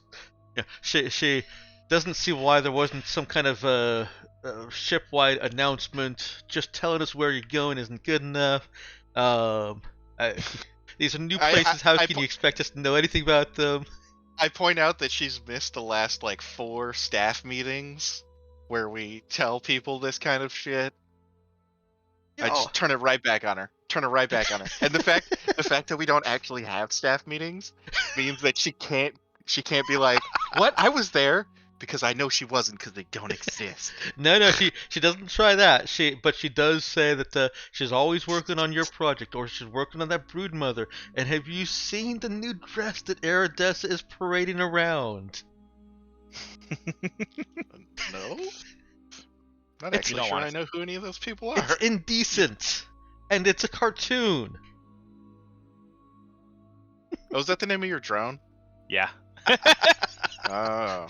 But she has Have the I- whole holograph sensor array thing, so Have I seen this dress? Is it indecent? It's just it's almost certainly indecent. yeah. It's a new version of the Jessica Rabbit. Yeah, I was thinking Jessica Rabbit when you said that. Okay.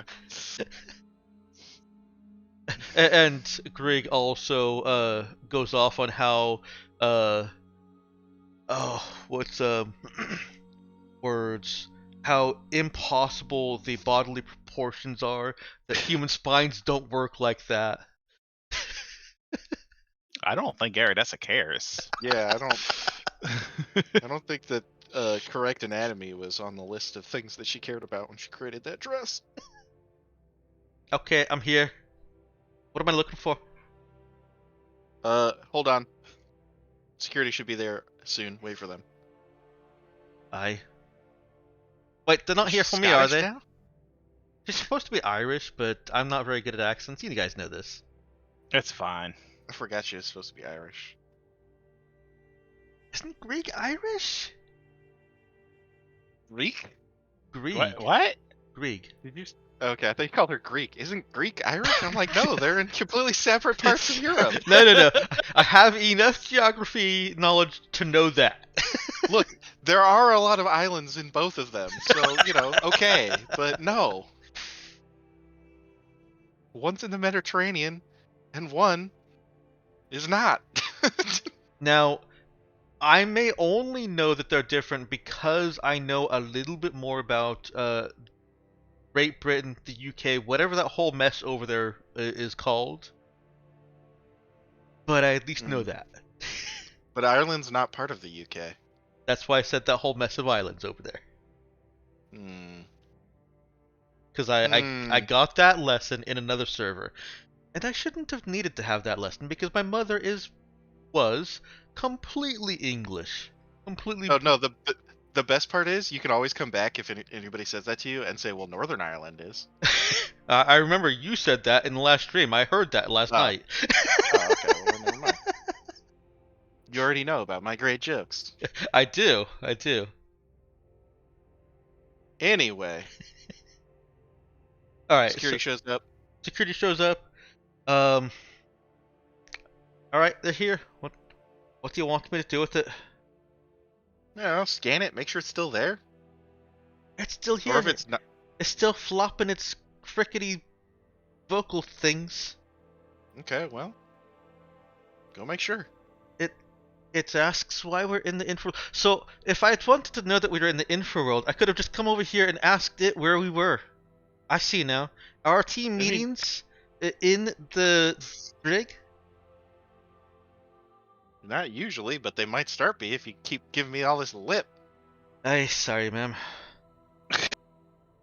It's just a Wow, bit stressful. Wait, Am I supposed to be good copping now? she just backed down? Nobody ever backs down. You're not supposed to back down. You're supposed to come back me with a snappy rejoinder. Like, it's like you don't even understand our repartee at all. Well, I still want to be paid. Yeah, well, that would have happened. You do your job, but witty repartee is a time-honored tradition on this ship. Fine, I'll see you in It the cell really next to isn't. me then. It really is. Hey, there you go. Nice. I like it. Good one.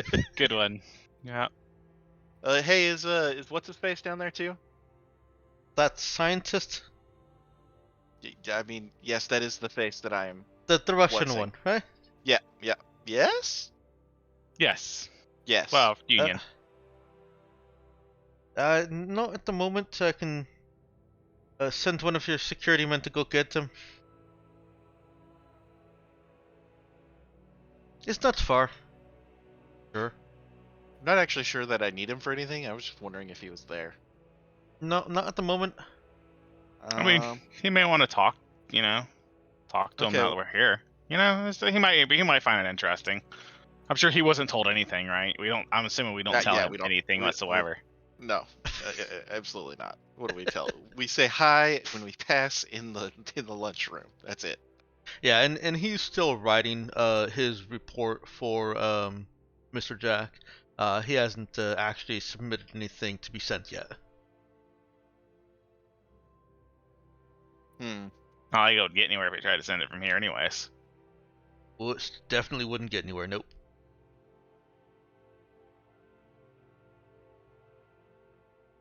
Was there anything that you wanted her asking Gore or doing with Gore?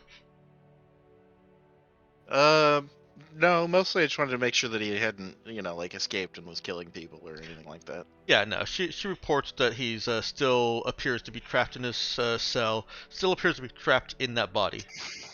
Okay, cool. Well, whatever you call it. Yeah, that monstrosity of a fucking mad scientist. Oh, if Who shall not be Jai, named. well, okay, you just named them. Never mind. yeah. I take Look, that back. if Jai ends up in prison for anything, it's gonna be that. Fucking creepy. Let's see. Do we want to ask him anything? Are they likely to tell us anything?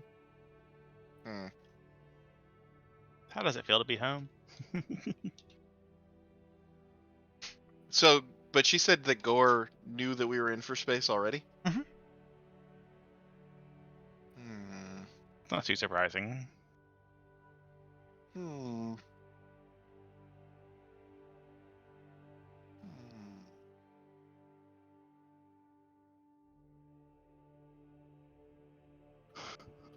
Yeah, I don't know. It says it wants to be destroyed. Yeah, of course it does. I think it was already there. Me! Yeah, he was already there, though, right? Like, that's nothing new. It's nothing new. Okay. Alright. I mean, the fact that it's asking to die, is that a good sign or a bad sign?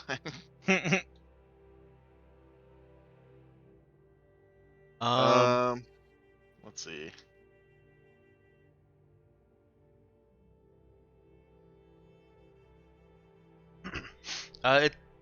I'll throw some. Grieg talks to it a little bit, and she reports back that apparently being destroyed here would be more Would- meaningful for it. Yeah, because it would be set free or whatever. Uh-huh. Probably. And Do we even know how to kill it? she says that with a little bit of help from which security came over with Hartman's still on your ship, right? Didn't get sent over to another ship? Oh, it was Newton that liked it. I can't remember. Yeah. Yeah, it was, yeah, was it Newton? Yeah, probably. That's one from Masta. Hartman. Okay. That was Anyways, Xenophile. between Grieg and the security, they're able to kind of scare and coerce out of it that if it's destroyed basically anywhere else, then it just dies. It's somehow bonded with this nervous system.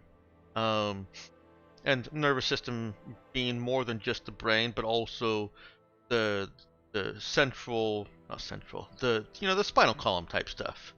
Yeah. The nerves.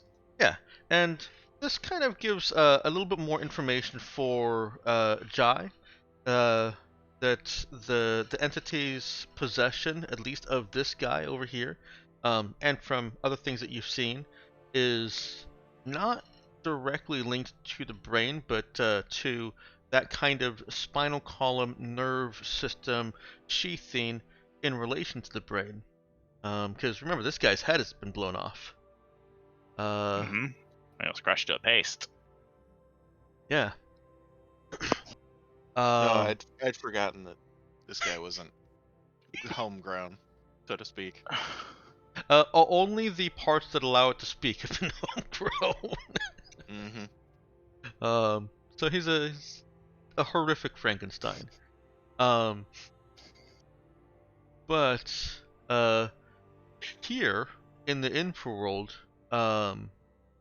were he to be severed from this nervous system, um, he'd be able to flow back into the infraworld. So we don't want that. Oh, but Oh, he I wants mean, that. oh yeah, I know he wants that.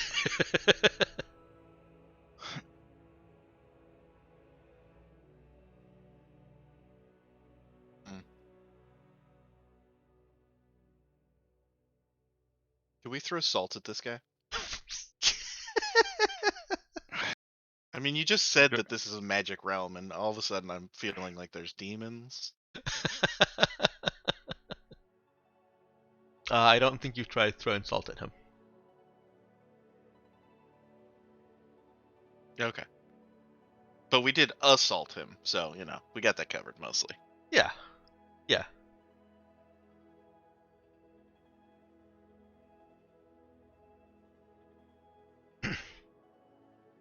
Was there anything else that you wanted to do before taking that drop pod down to the planet? Not I. I'm gonna regret asking this, but I know that Lulu will likely question, why are you guys going down to the planet? Because this is a space RPG, and what you do when you get to a new planet is you go down and say hi to it. Okay. Um, For no reason whatsoever. No, we're gonna scan the planet first. Come on, while we're up here. okay. You're hacked together infraworld and real space, infraworld detector and real space scanners. Um,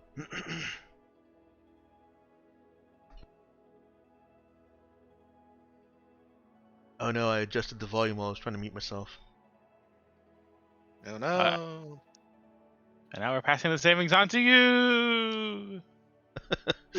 It's free real estate.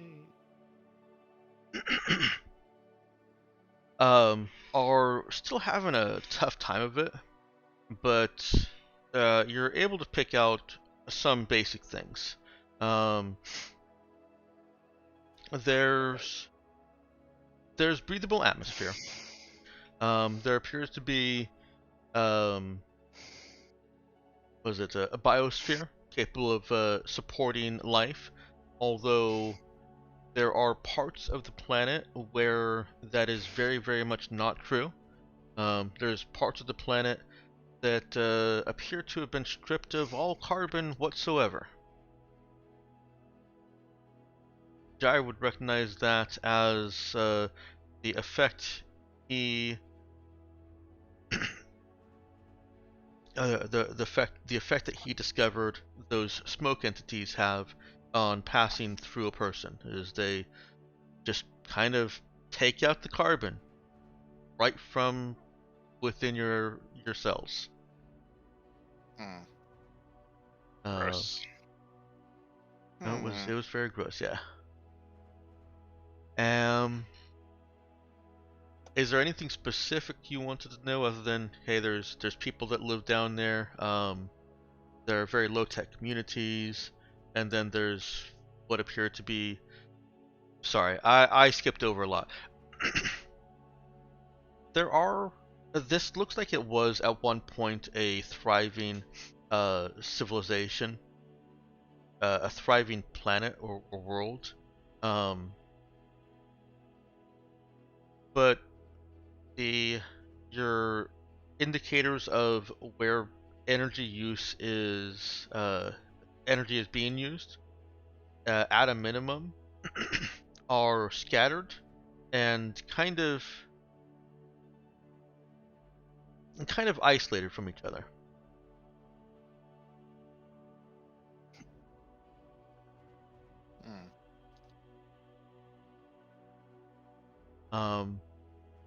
The most the strongest grouping of them is the crew that you've been talking to that sent you coordinates. and there's a cluster of probably 5 or 6, maybe 7 or 8 buildings around here that look to be on very low power. Like, they've probably got 3 or 4 lights on um, throughout an entire city block.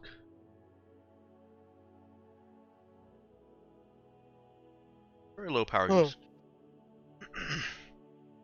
Interesting. All the other signs of building and city looks like they've been more or less abandoned or carbon wiped. Right. Where does the carbon go? I would say the Infraworld, but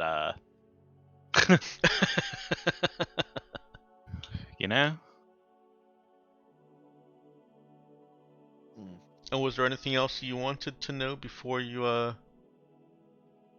whip yourself and head on down in the drop pod? There's probably something else I wanted to know, but I can't think of it right now. Okay. That's I right. mean, do Kind we of fast. see any movement of those black smoke entities? Do we detect any of them? You haven't detected any of them near enough to you. You're still trying to work out the kinks in the long range infraworld detection, and this world here, this system, is pretty much exactly what you needed for that whole get better data part.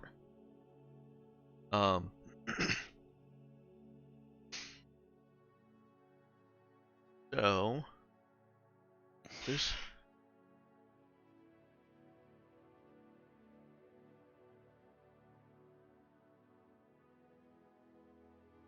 okay.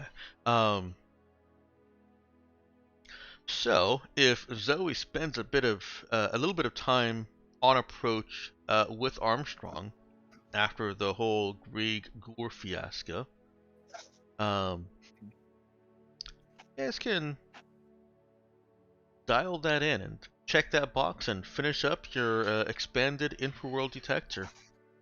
Woohoo! Not going to make us role play out that scene. We're still kind of fast tracking, although we can come back to it later if you want. No, that's fine. Now that it works. Yep. Now we just need a way to shoot them. Now that we can find them, now we need a way to shoot them. And you've got Ghost guns. Don't cross the streams. Send them straight back to hell. and pointing your advanced detectors and sensors, you've more or less calibrated everything. You do see a lot of movement of those smoke entities. You're able to, make better identification of them. In those areas where the carbon just has been vacuumed out, they appear to be kind of just swarming around.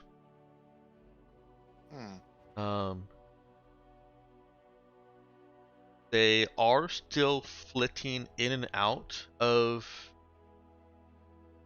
existence, seeming.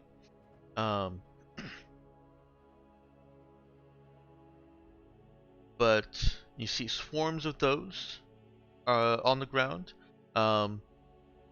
Generally farther away from these little pockets of human city that you see, little pockets of humans living. And you also see signs of entities among the humans, not the smoke kind, but the kind that are possessing, well, the Gur kind.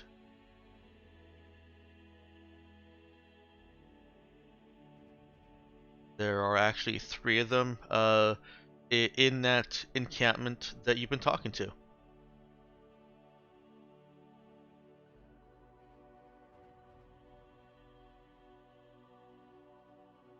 Hmm.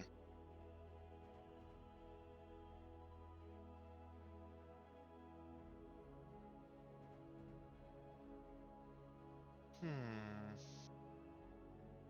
Oh, Minecraft villagers snuck aboard the ship. I'm trying to They. decide. I'm trying to decide. Why you gotta make fun of me while I'm trying to decide? Hmm. Yeah, Hmm. sorry. Yeah, yeah, it's definitely a though. Hmm. Maybe they're studying them.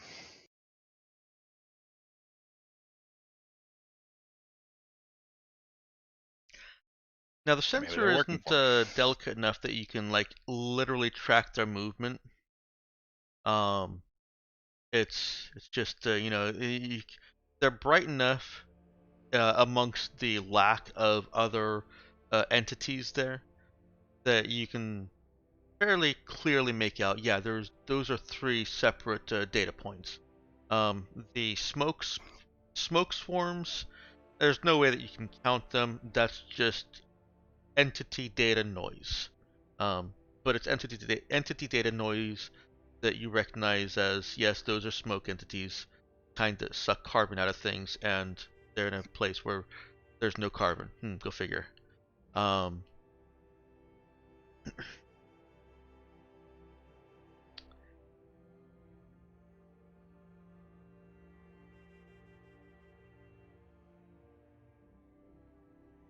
hmm. There's one other feature that you notice.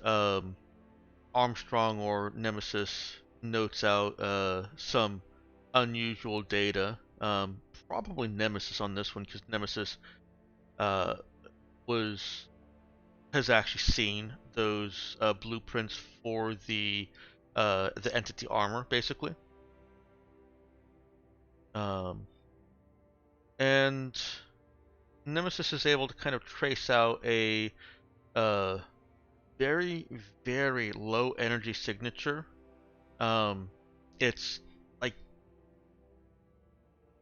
10-watt light bulb level of energy across a line surrounding this large encampment. And now that you know what to look for, you can also see that surrounding the other small encampments around, scattered around. It looks like the same kind of energy readings that you would expect to see um, if they were to build any of those blueprints you found. Hmm. Well, not blueprints you found, but basically it matches the data that you saw that Black Sun was working on to protect soldiers going into the infraworld. Right. Okay. So they've got entities, the possessy type entities, inside encampments surrounded by shields that protect against entities.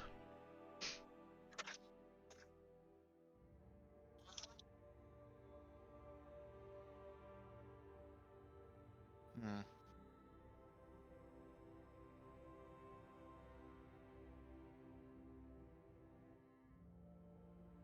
Dude, this is why we need Jai here, because normally I can just be silent for 5 seconds and then he not uh, working. My yeah. my usual strategy, you know. If you'd like, I can continue to kind of push things along.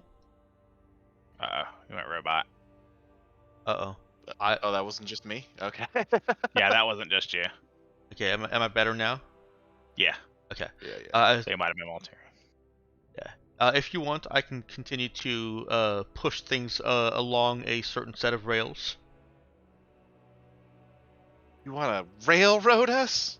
Fine. Only if you want to be railroaded. Yeah, that's fine. I'm assuming we basically just go down. We just go down. I'm guessing they have some means of defense here, so that maybe on the Yeah. last legs just due to resource depletion. So, Yeah. Let's go. and Let's go meet the neighbors. yeah, and stop me immediately if I say something that you're like, no, we Oh, absolutely wouldn't do that. we will.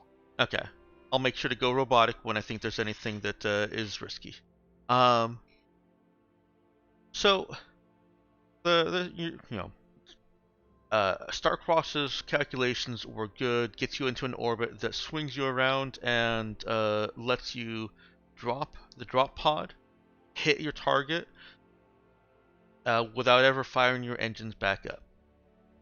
It does mean that you've got a very specific recovery window or extraction window. You're basically going to be down here for about a day and a half, while the Raza makes its way around the planet again before you can take the drop pod back up to it. Your descent is unceremonious, smooth. There's very little turbulence, even as you descend through clouds of, well, just kind of clouds. I mean, they're clouds, and onto a chilled, cold ground. And we're greeted by a pack of scraggly post-apocalyptic survival-looking humans. They have mismatched weapons, and you see, they've got mismatched armor, but all of them are, of course, covered up in fairly dense clothes. And you see that one of them is wearing some kind of force field armor. Again, it's very similar to the technology that Zoe had designed back when she was fixed too, and it's parallel to what Black Sun developed, as well as what's out there surrounding the encampment. Greetings are friendly. They don't actually raise their weapons at you.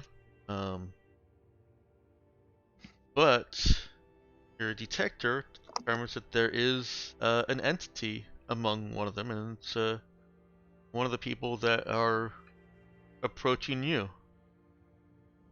It's one of the leadery type people. Right, but is it a smoke entity or is it? It's an Iden entity, so the possessy kind. Right. The Vega. They're Vega or inside the of human. bad Vega? I'm sorry, what was that, Nox? Is it the good Vega or the bad Vega? That is true. There are both. I cast detect good and evil. Does that work? Well, it gets you a quizzical look from the man approaching. Well, when you here's the problem: is the spells actually detect evil and good. Yeah. Well, and also the spell doesn't work in 5th edition anymore, so. Right. I mean, it only detects creatures that are Extra planar usually. Yeah, like they're Fae planar and evil. whatnot. that are composed of evil or composed of chaos or whatever. Yeah. The man that's giving you this quizzical look, scrunching his eyebrows. You. Well, yeah, because we're negative or empty Yep, or he's whatever the fuck we are. focusing on Zoe and Guy. And he turns to someone that's another one of the leadery types that's with him, and they have a quick conversation with your translators pick up and relay to you, and the word vacant comes up again. I'm gonna fast real track you a tired of little this bit shit. here, so that we can give you a break and then come back and have conversation. Yep. With these people being clearly more friendly, even after insulting you about being vacant or accusing you of being vacant, they usher you inside. They send the people with the weapons in, and they usher you in, and they have all kinds of questions for you, and I'm sure you guys have all kinds of questions for them. We can play that out later.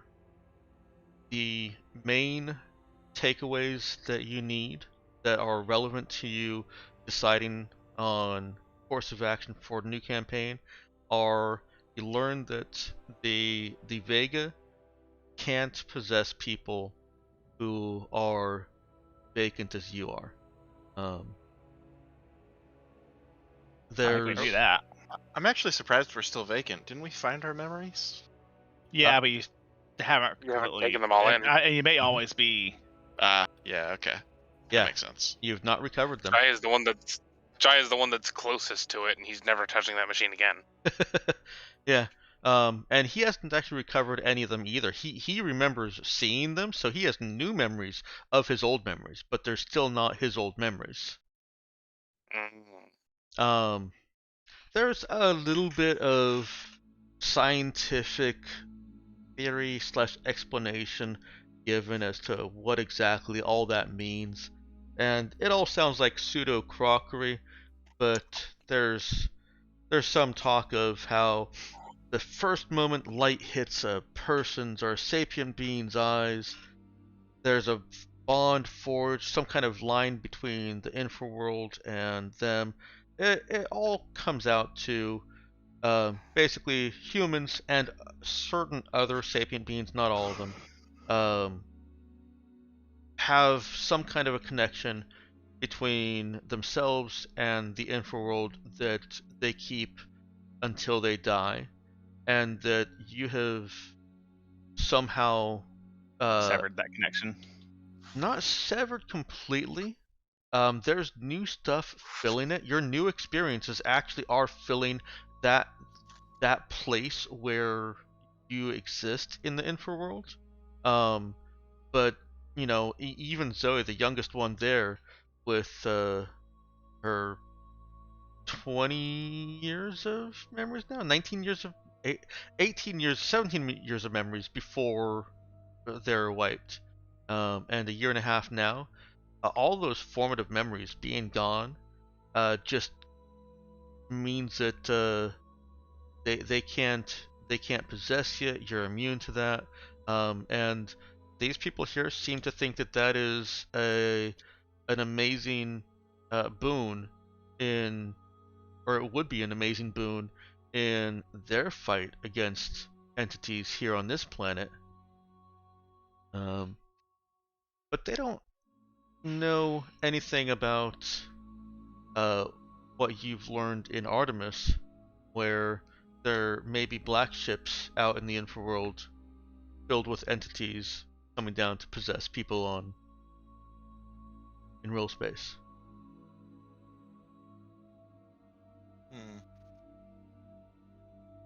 Now, is there anything specific you'd like to know before we take that break and talk about the end, transition, and new beginning? No, I can't think of anything. Anything I can clear up, because I feel like I've kind of rushed the end here and may have made things more confusing than they needed to be. No, I feel like next time we'll come back and I'll have a week to think about it, and I'll have some questions. Okay. All right, let's go ahead and take our break, and then we'll probably no more than an hour. I can't imagine. We'll just talk about how you guys want to go. Joke. I will be back. How we want to go. Wait a second. What's this discussion again? You want to go peacefully in your sleep? Yeah, kind of. Oh. A sudden act of lethal aggression. I couldn't hear you. What was that? It was like 99% a joke. Oh. It's not important. Okay. But the other 1%. Oh, I probably should have called out today. Call that a work? Oh no. Called off the game.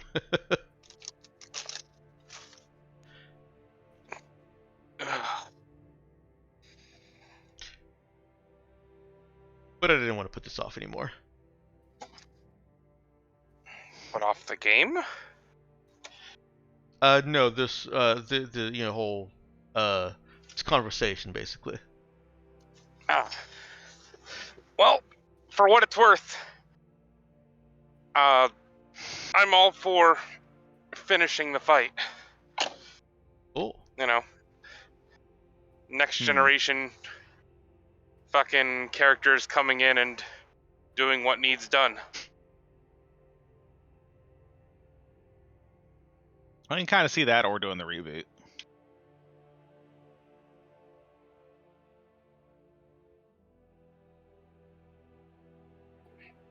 I think I just wanted this last bit of narrative information like confirmed. I didn't realize that you guys already more or less knew That that was on yeah. Coast. Yeah, because remember they tried to possess Zoe, I think, or Jai, one or the other. Yeah, they tried to possess Zoe, I think it was, you're right. And then I described a different experience for Zoe than I did for than Charlie when it tried the same thing. And I wasn't sure how much you guys really talked about that in character, like how much the characters knew how different that experience was. So I wanted it to be super clear for the characters that Yeah. hey, this is what you are. Huh. Because And I guess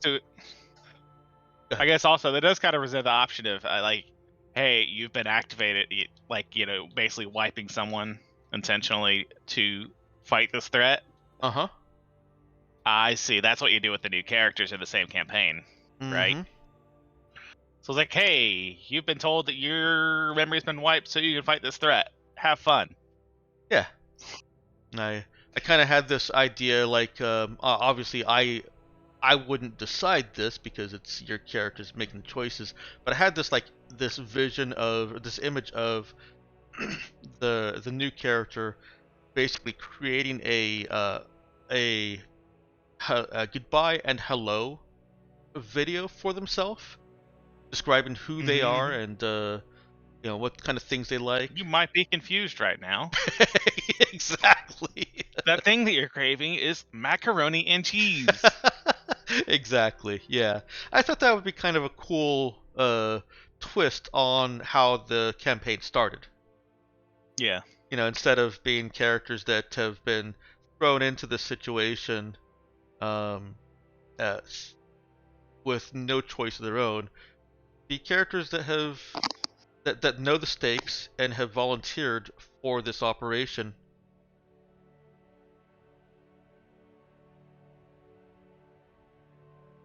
Allegedly. Allegedly, right.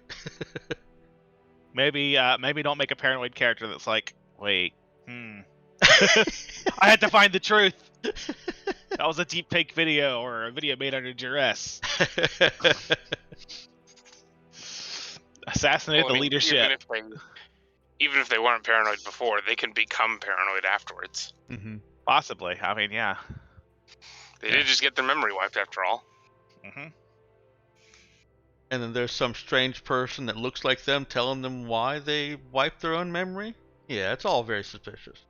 Yeah, I mean, I'd be suspicious. But that means first we have to find more QEDs. I know, it's fine. We're supposed to be waiting for Zoe. We're, not very good at taking breaks. No. I was going to use my break to get food, but it's really loud in there, so I decided to just wait until we're done.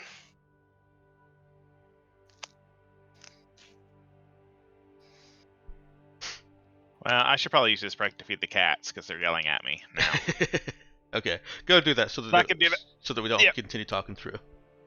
Oh, I can keep talking. I abuse having a wireless headset. I know. It's like, oh, please roll for me. It's like, no, I didn't want you to say that. I gotta run back.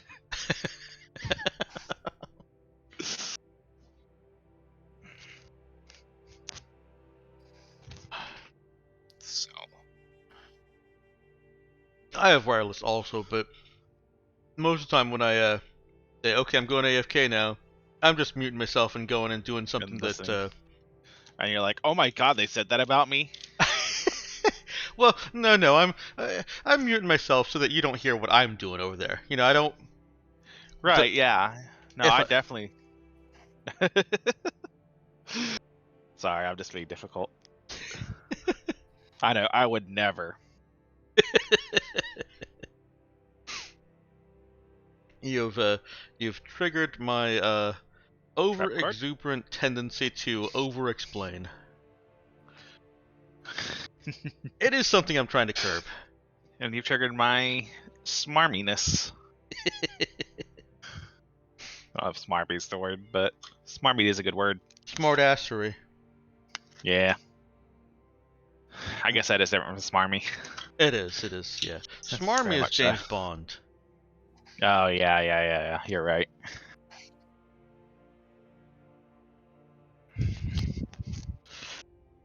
The cat says... Nothing anymore now that you got food in your bowl. Sounds right.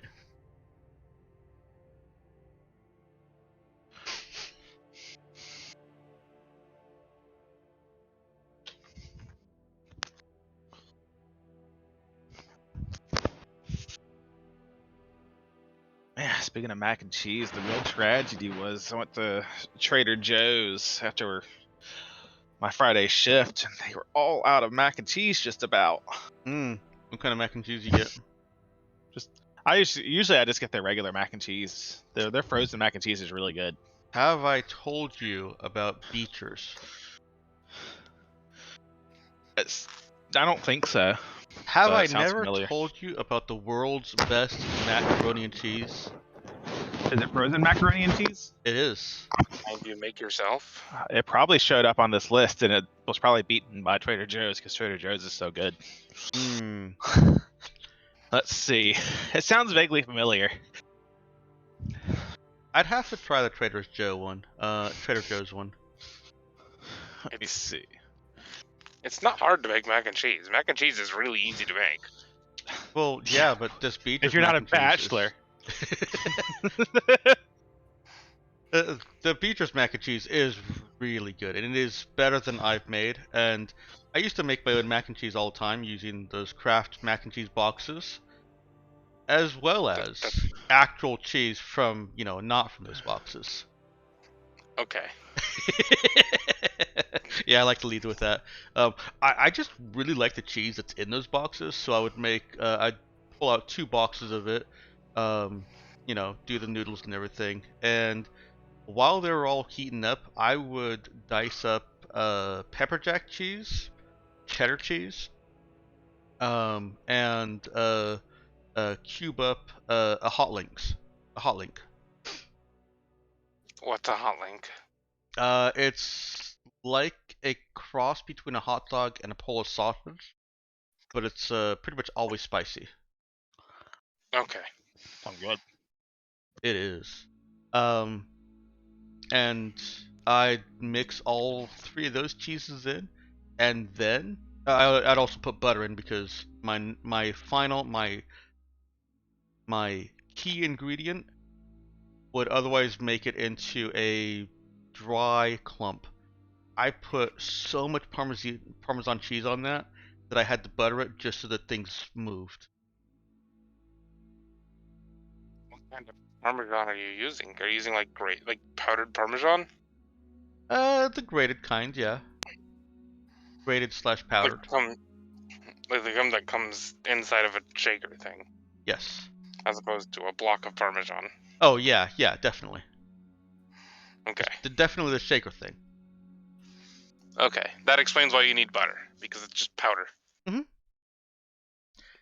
it's such good tasting powder.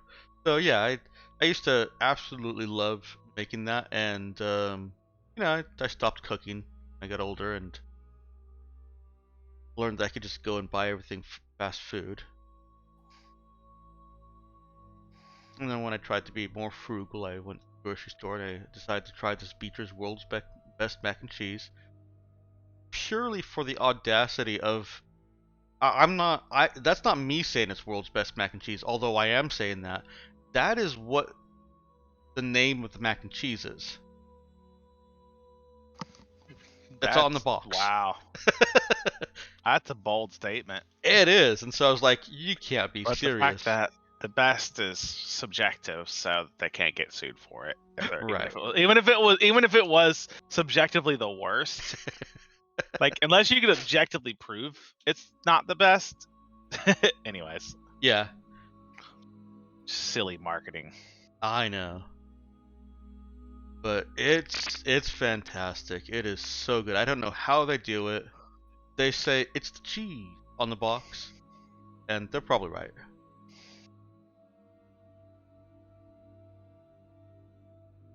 It's the cheese. All you have to do is start making your own cheese. It'll only take you 3 months. Or not 3 months, 3 years to make a block of Parmesan.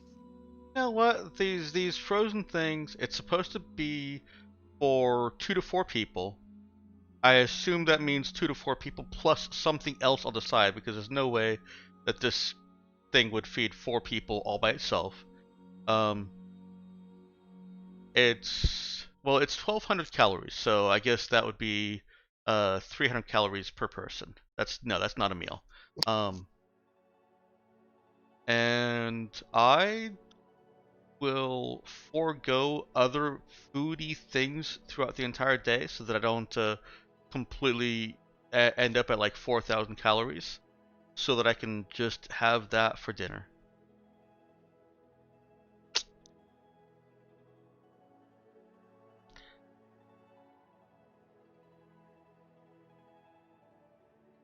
$10 for that.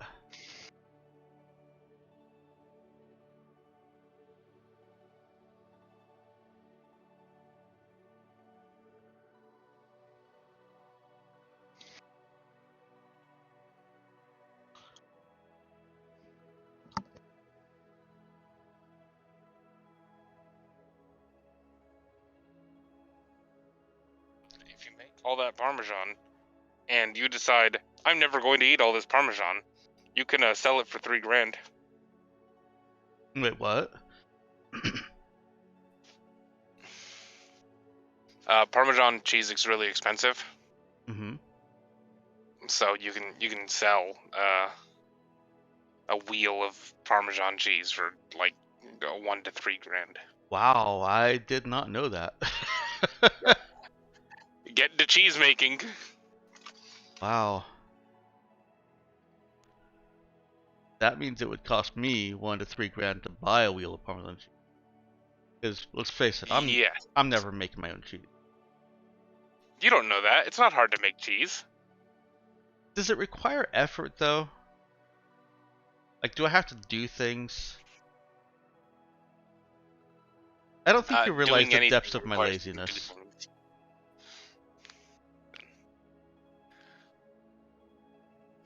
One day. No, 'cause it's hard enough to get me to go to the grocery store and bring back things that I have to put in an oven and heat up. One day when I have an apartment and I have a kitchen and I have the time to make cheese and other foods, but cheese specifically, I can't tell the future without cheese. That's a real thing. Not like a real thing, but it's like a fake real thing. Uh-huh. Cheese telling? Yeah. What do they call them? It's a branch of fortune telling. It's called tyromancing. Fantastic. It's telling the future by observing the cheese. The only cheese reference Fantasy. I ever want is nobody has as many friends as the man with many cheeses. That's because the man with many cheeses is a fortune teller. He can tell the future by making the cheese. That may have been what they were referencing in Divinity Original Sin. And also then he can sell the cheese for lots and lots of money. Holy shit. All right, where are we at? We got a Xander back yet?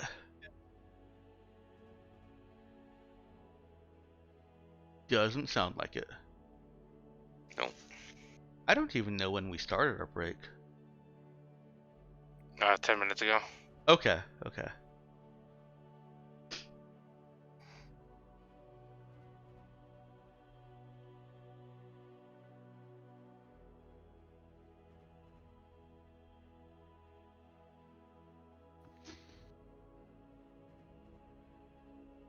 Yeah, I'm still just drained. Like, I'm happy this is a short session because as soon as we're done talking, I'm gonna go lay out on the couch and probably start or continue watching Cursed and probably fall asleep in the middle of an episode. I watched the first episode of Cursed, and it was terrible. It Does was get not better good. after? I agree. Does it get better? It was No. not good. I agree. Okay, good. Yeah, I figured.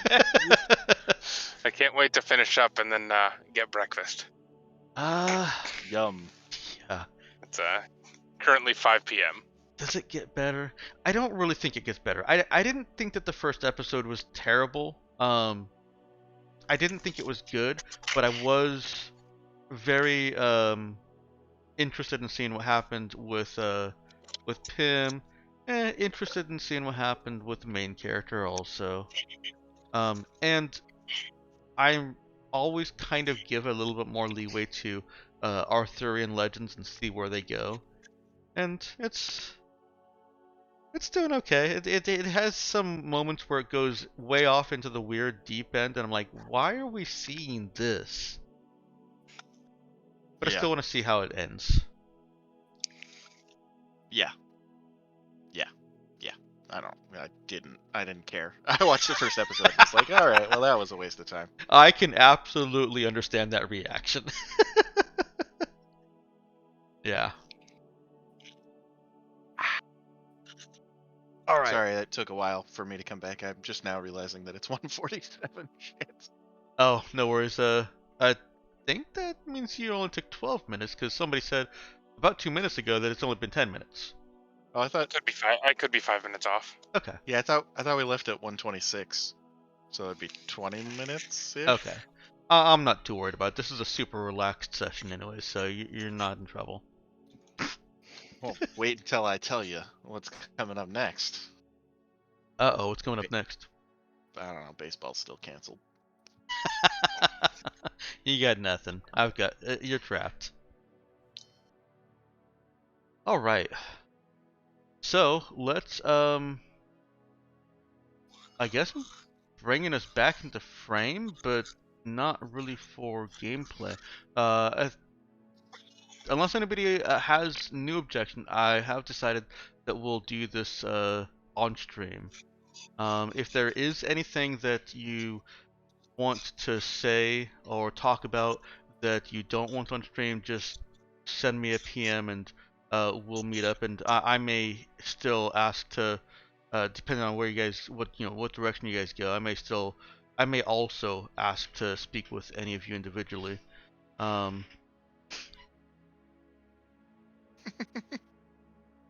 But yeah, so I think we're terrible at taking breaks, and I don't know if you were around or hearing the things that we were saying as soon as the break started, Xander.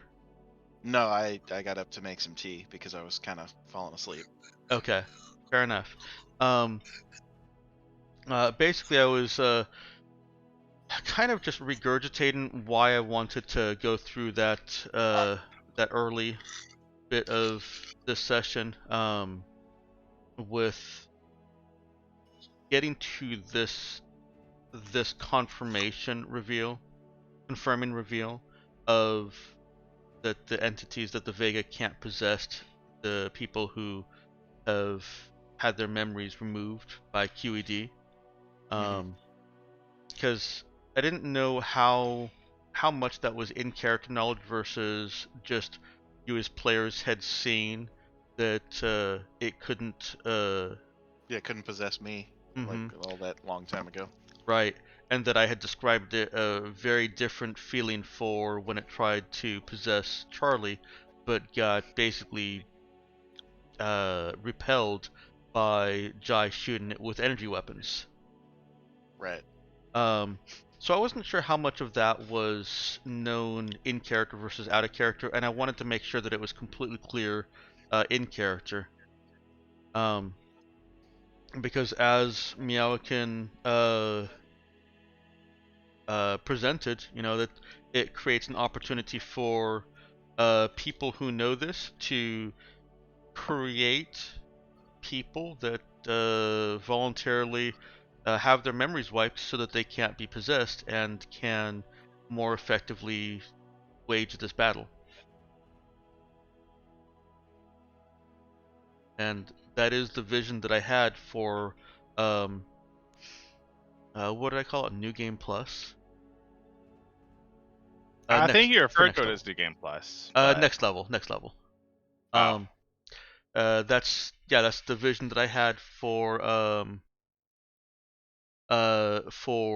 going into next level / fleet mode, was that the new characters, with your characters knowing this, new characters under their instruction and employ would probably be people who signed up for this kind of fight back this presence, fight back this inbound assault, invasion, and voluntarily had their memories wiped. Maybe uh, recorded a video, a hello and goodbye video of this is me, these are the foods that you like, and these are the people that are important in your life. This is why you're fighting. That kind of tropey thing. That's just the vision that I had when I was conceiving this. It's by no means what you guys would be required to do, but knowing that entities can't possess QED wiped people, it's a very strong possibility. Right. So that's why I wanted to get this character in knowledge. Now that we're there, what do you guys as players think you want your characters to do? The three basic options are the reset, the sandbox, and next level.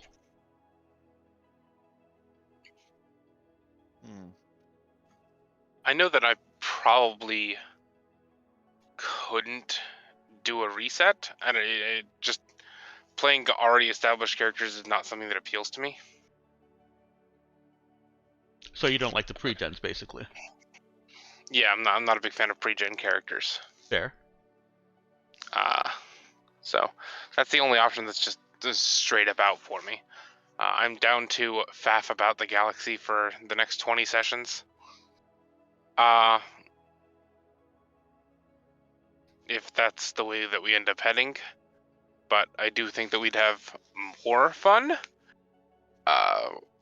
moving on to new characters into the next leg of the story. So that's where I'm leaning.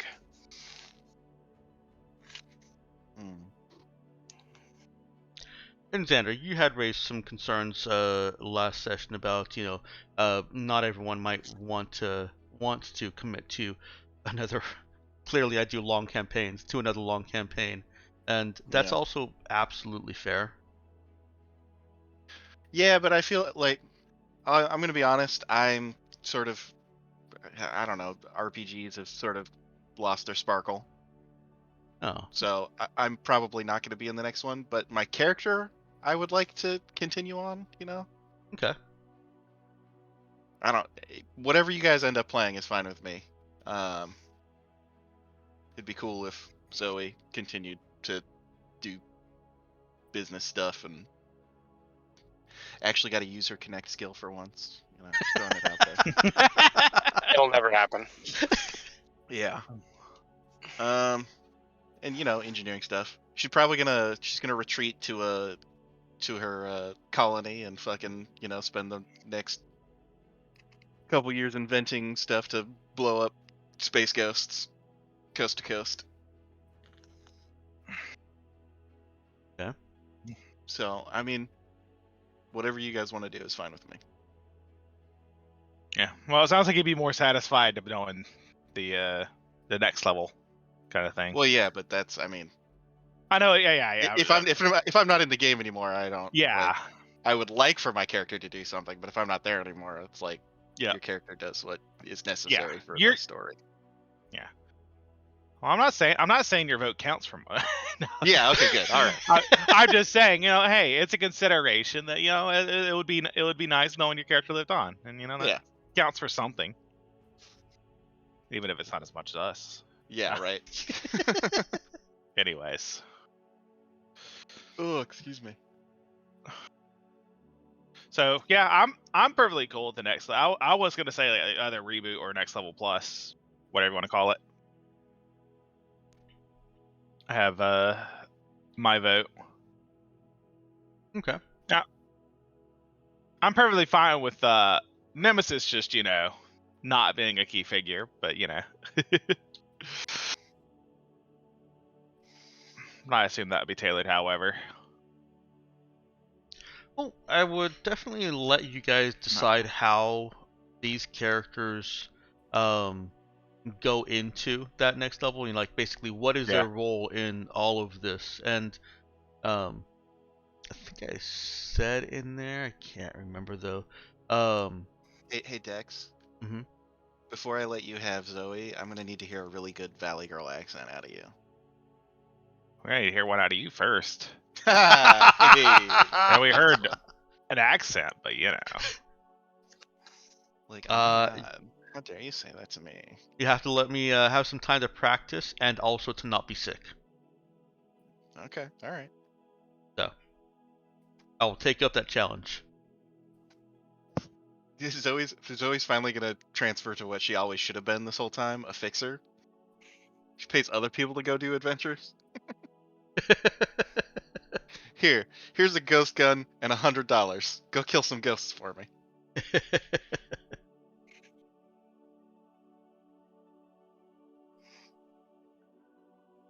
All right, so it sounds like we've got Nox on the side of not wanting to reset because you don't want to play a pre-gen character. Also, I know the story that we've had up till this point is going to be really hard not to try and either Metagame. consciously or subconsciously steer us to complete the same fucking story. Yeah. That's actually part of the experiment, though, for me. That's why I'm not really too opposed to that, because I think it's kind of interesting. I also missed the initial part too. Yeah, you did miss the the intro to it all. With differences in the pre-gen characters and those initial personality prompts from them, as well as me basically randomizing events throughout the sector. Like I never had any intention of the Nox getting zombified and scuttled, the deorbited down onto the planet. That was just an event an event rolled up there. And I'm like, all right, well that's what this is. Let's see if the dice say it gets which way it gets concluded. And so I think that that combination, different characters with different personality prompts, whether the players follow those or not, is not required, as well as different random events are just going to shape up the same campaign and the same campaign timeline into a completely different campaign, and that's interesting to me. Like an alternate history type deal.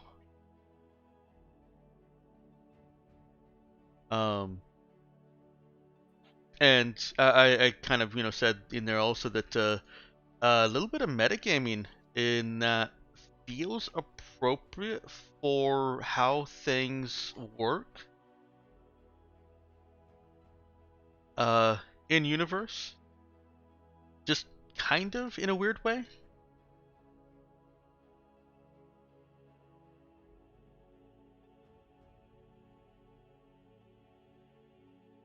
Everyone fall asleep. Yep.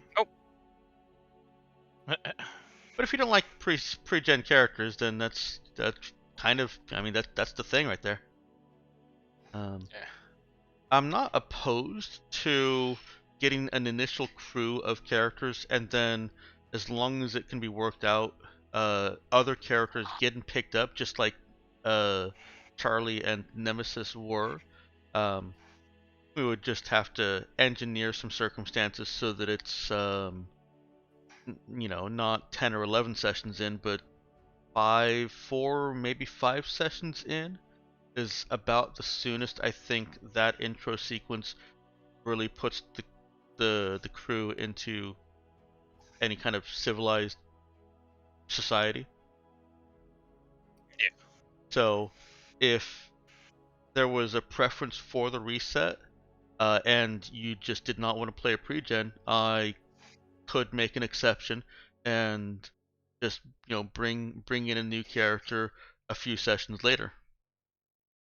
I guess I'm more the type that goes towards the opposite end of character creation, where the character is created with the intent of like story stuff instead of being handed a character with their own stuff attached. But that's Mhm.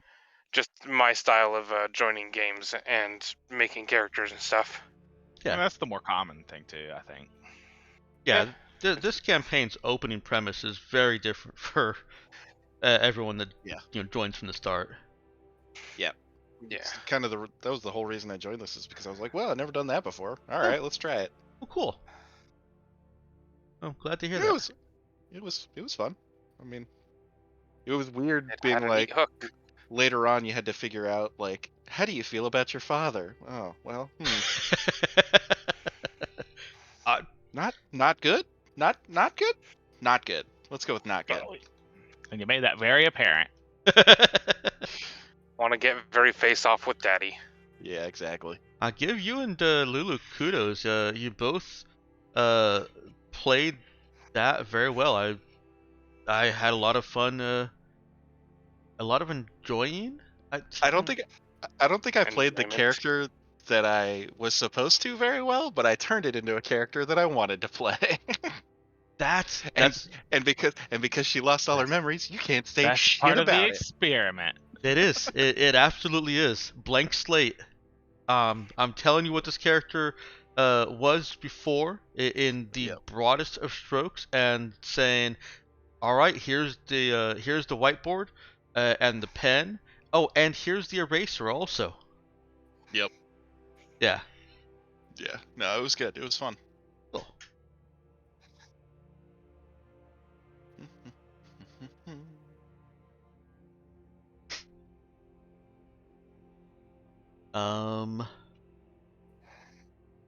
I am doing a terrible job at keeping this discussion paced and. I have a question. Yes. If we were to next level out, as opposed to any other option, Mhm. will the remainder of the campaign be as psychocentric as the beginning leg of the campaign? Psychocentric. I'm going to ask you to tell me what you mean by that. As or as not focused on psychic and psychic dealings as it was in the first half. I.e., not very at all. Will Metapsionic still be absolutely worthless? Gotcha.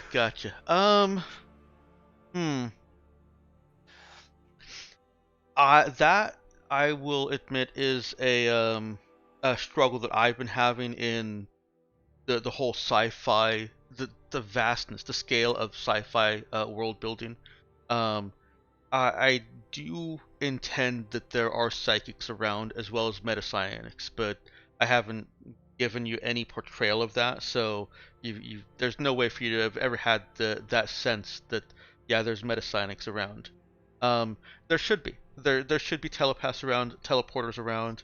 Might help to just a thought on that is because I know you like some like the random generation, like the weapon sets and stuff like that. Mm-hmm. kind of a similar thing. You just kind of, add a little bit of random element that to help kind of help you reliably have, hey, there's this chance of psychics. Okay. So actually Because then you including. don't feel like you have to design an encounter or something like that. It's like, oh, I should design an encounter with a psychic. It should just be like, oh, there's a psychic here. That's the thing that they're going to deal with. Does that make sense? It, Just it kind of a absolutely thought. does. Yeah. Yeah. That's a good thought. There, Seemed light. I've played the game as a high level psychic, and it's lonely out here. you should have been challenged.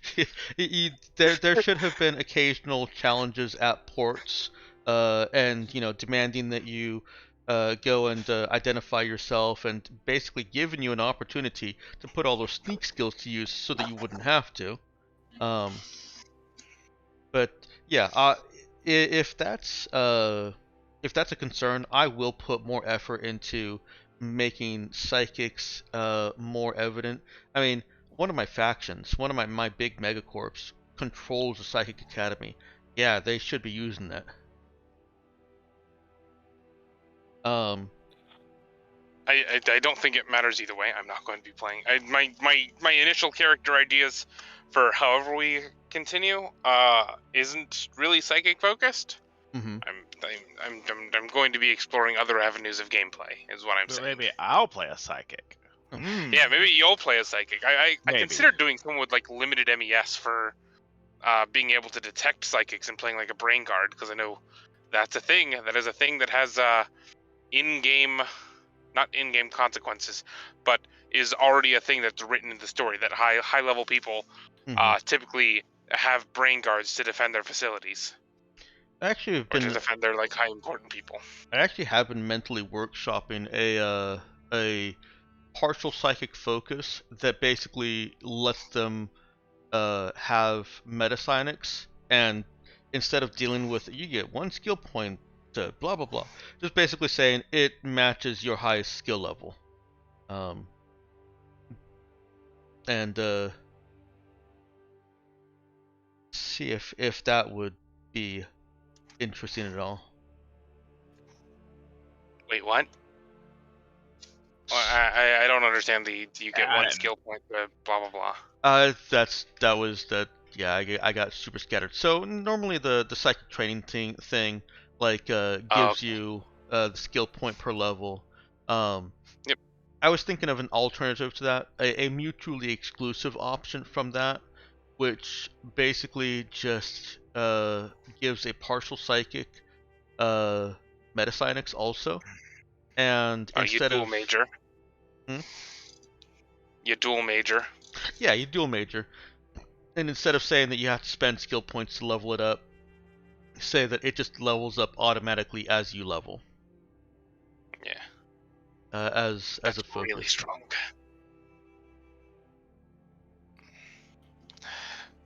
But yeah, well, those are my thoughts. But that's just about like psychic garbage, because I'm a more gameplay focused player. Okay. Well, let's take this in a different direction a little bit.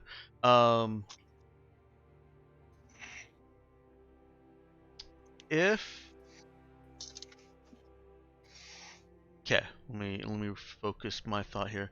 So, disregarding the 3 different options that you can, the 3 buttons you can click for what happens at the end. What do you think your characters would want to be doing? Actually, I guess you can't disregard it because they're very tied in.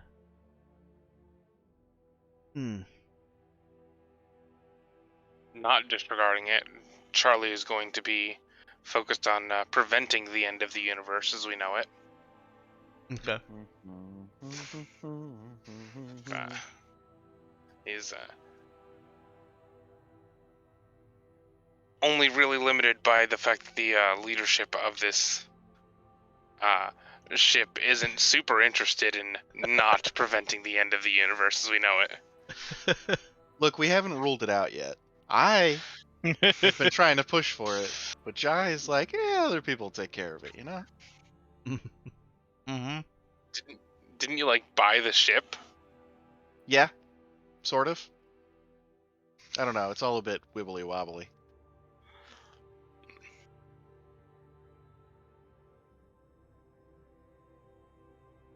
I think Okay. we might need to stage a coup.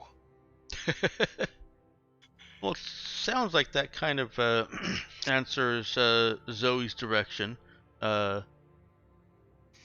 Assuming Zoe's more of a next level option there, with basically trying to put the Raza and company into a position where they can be more effective than just one ship with big guns. Yeah, that's where she's been trying to go this whole time. Yeah, because you can't really hold ground with just one ship. Mm-hmm. Yep. Yeah. And your efforts have been noticed, Xander.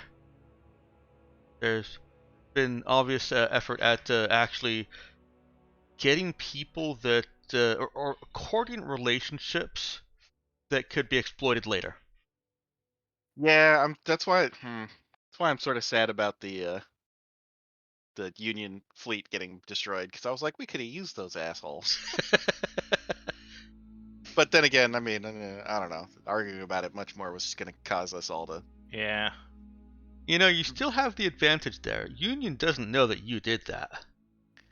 Well, I mean, the ships are destroyed, so I don't care if Union knows about it. Well, I mean, how could we? Oh, you're talking about like if we could have somehow like taken over the fleet. Oh. Yeah. Oh, yeah. Good if point. if we could have gotten Union on side to, I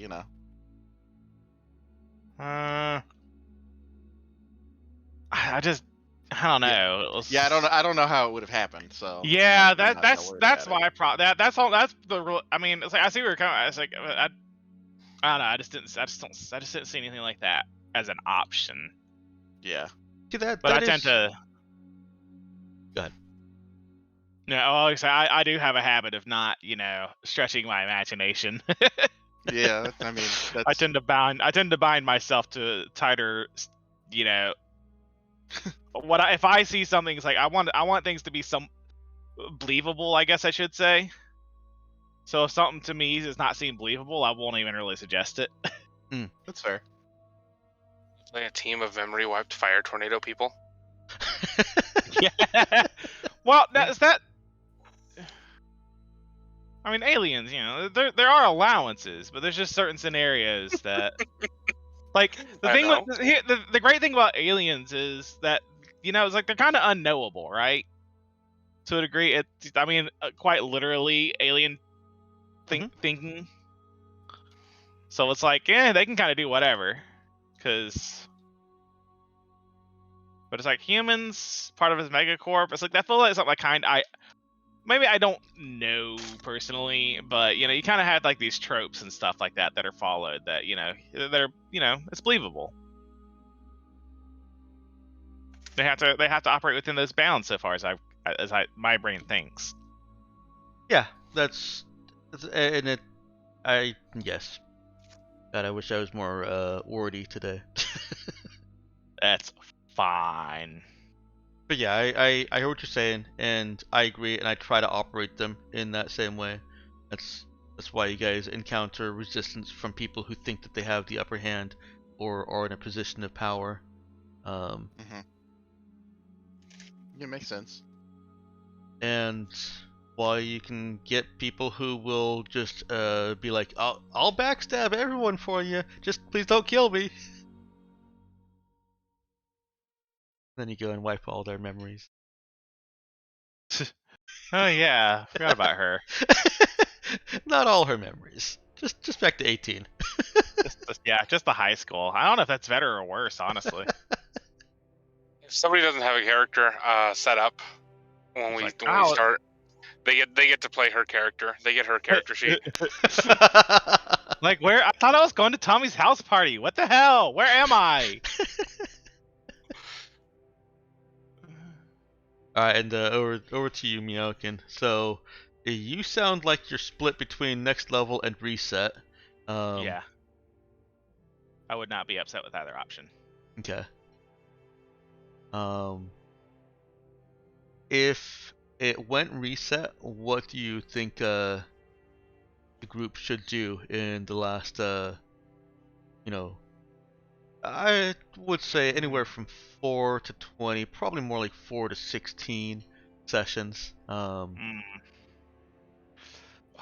I mean, I gotta get revenge on Mercury Core, but it's really kind of hard to hold that grudge when you got whole universe threatening things.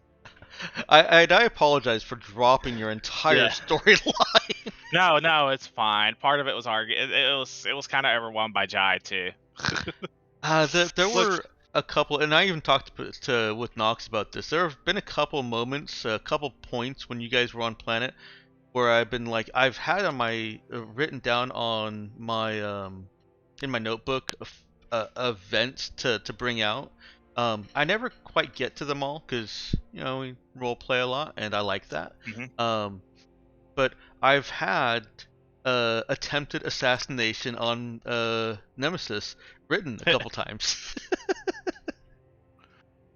Dang. Look, I feel like I've tried to push us towards Nemesis' story like a couple of times. It would have been somewhat. It would have been easier if we'd just gone to Admenis. Yeah. But then you had to say, "Oh, that's not what the infodrive is," and then Jai lost all interest. Wait, who said that? I never said that. should have. No, No, Jai. that was me. That was me. Oh, okay. I should have just rearranged. There's no You should have just put it reason. there. Yeah. So, do you care about spoilers on this one thing? No. Yeah, no, I'm good now on this one.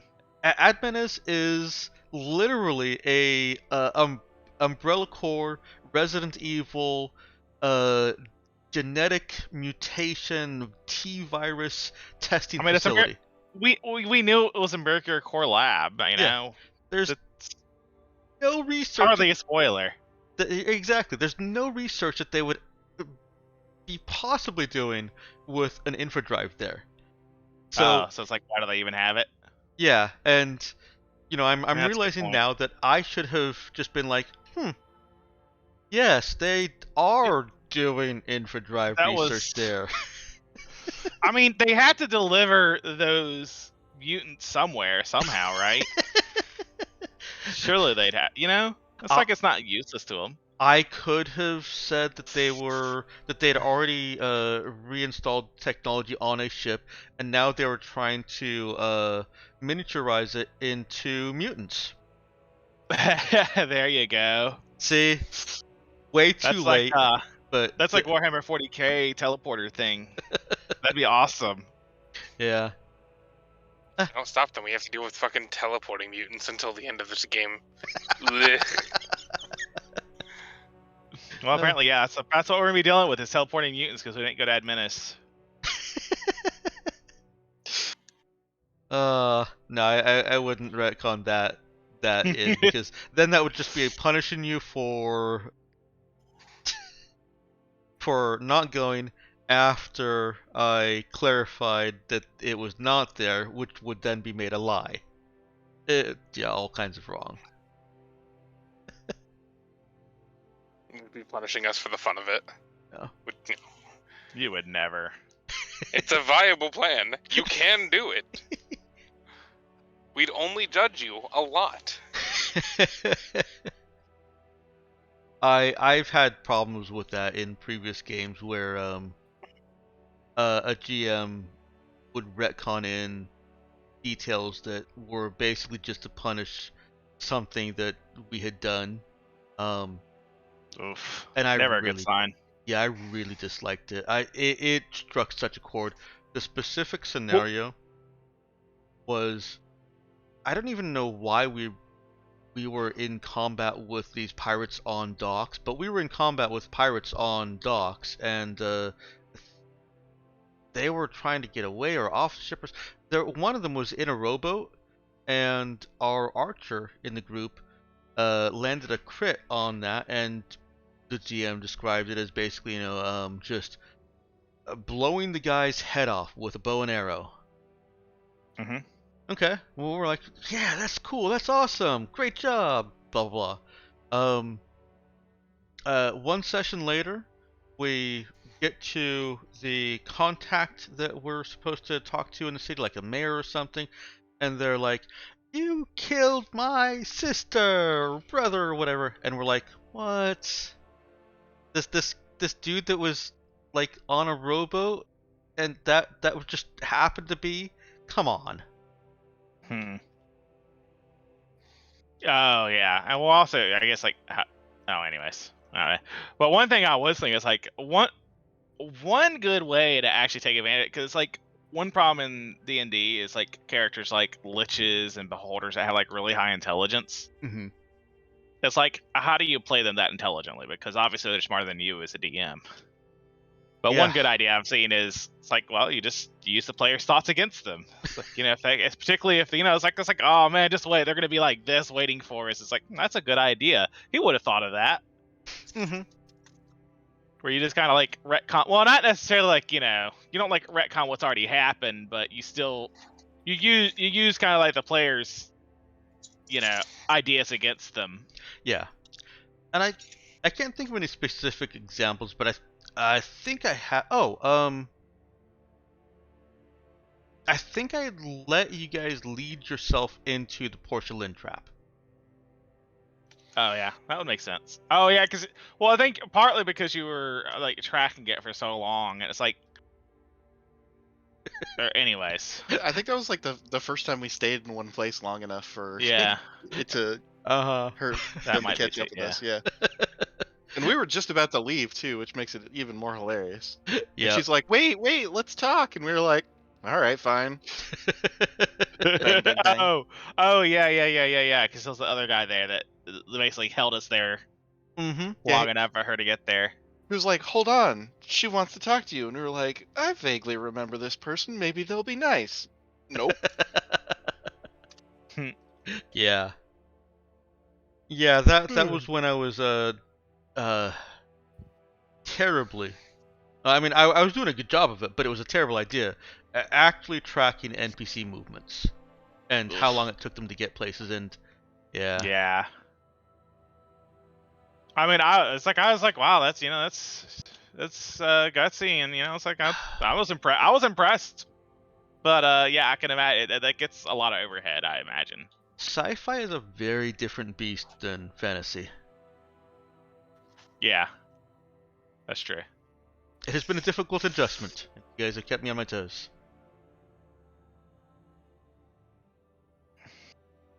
Speaking of fantasy, I really want to try Exalted more. Godbound. Or I'm sorry, Godbound. Yeah, there we go. Godbound. Well, I feel like I keep hearing people say Exalted more. I don't know why. It's because Exalted is like the famous version. It's like Right. D&D and Dungeons Without Number or whatever the fuck his Dungeons. Crawford's version of it's called. Worlds Without Number? Worlds Without Number. Yeah. Yeah, okay.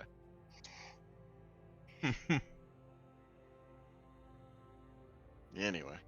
I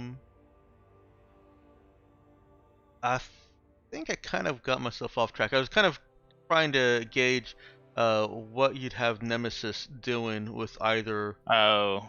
yeah, for like, how you see her wanting to proceed for the next several sessions. I don't know. I feel like Nemesis is not really feeling super heroic, and I don't know though. She has gained the skills to. I don't know. It's like I feel like it would be a little bit of a shame not to have her like present at all, but I'm also not super tied to Nemesis as a character. Hmm. Or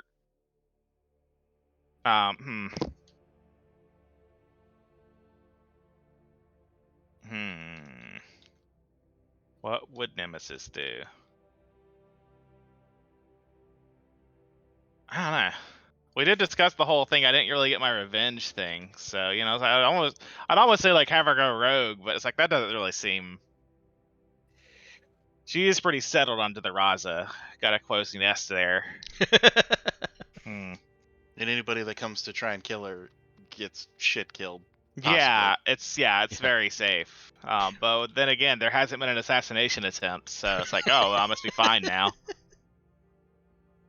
But presumably, I'm still like wanted. Mm-hmm. Yeah, you are. But you're Hmm. wanted in a group of people who are wanted, so it's like, Yeah, exactly. But that's still motivation for me to stay with y'all. yeah. So what would she do? I mean, I guess the comfortable thing would just be to do is like, okay, well, I'll just keep supporting the Raza's efforts in whatever way, and keep trying to nudge them to something attacking Mercure Core. Was pretty much what I've been doing. Yeah. Whenever the opportunity presents itself, I was like, hey, let's do this thing that hurts them. Yeah, that has been So I MO. guess the other thing would maybe be clearing my name, but again, like I said, I've got a really cozy spot in the Raza, so it's like that's not as high a priority anymore. Yeah.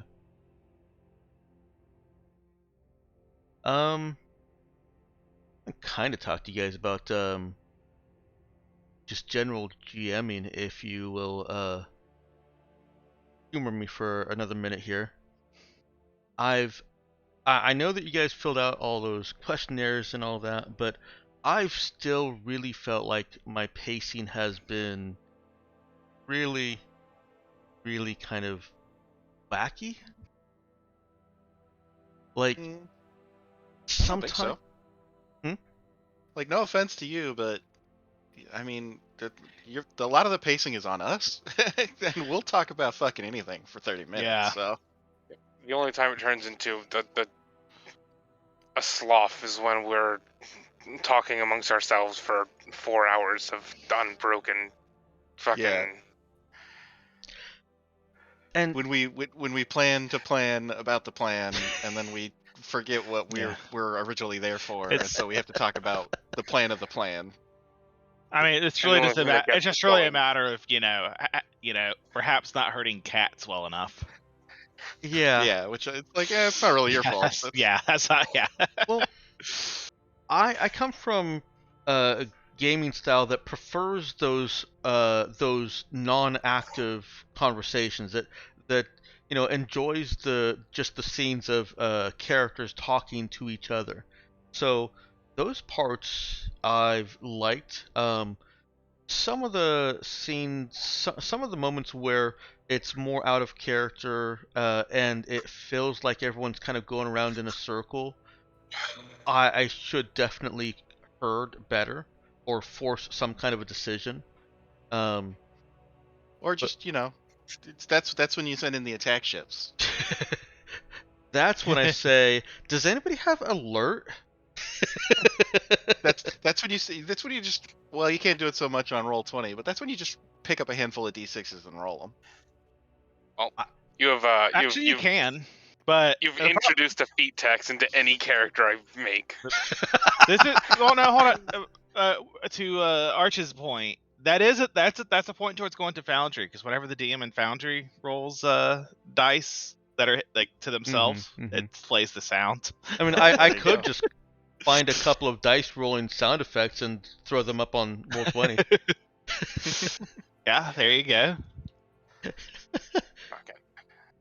I think I might do that. I can set the jukebox so that it just plays one track, I think, out of a random list, so that I can, get a few different ones and Yeah. have it play one of them. And then when I get really irritated, set it to loop that one sound.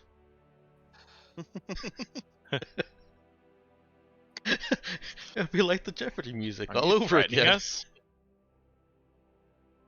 No, but what I mean by pacing is that it just feels like sometimes you're either on a world too long and don't feel like you've accomplished anything, or that you're there for too short for me to throw things at you that you weren't planning for, that you weren't expecting. You know, that it was basically just swoop in.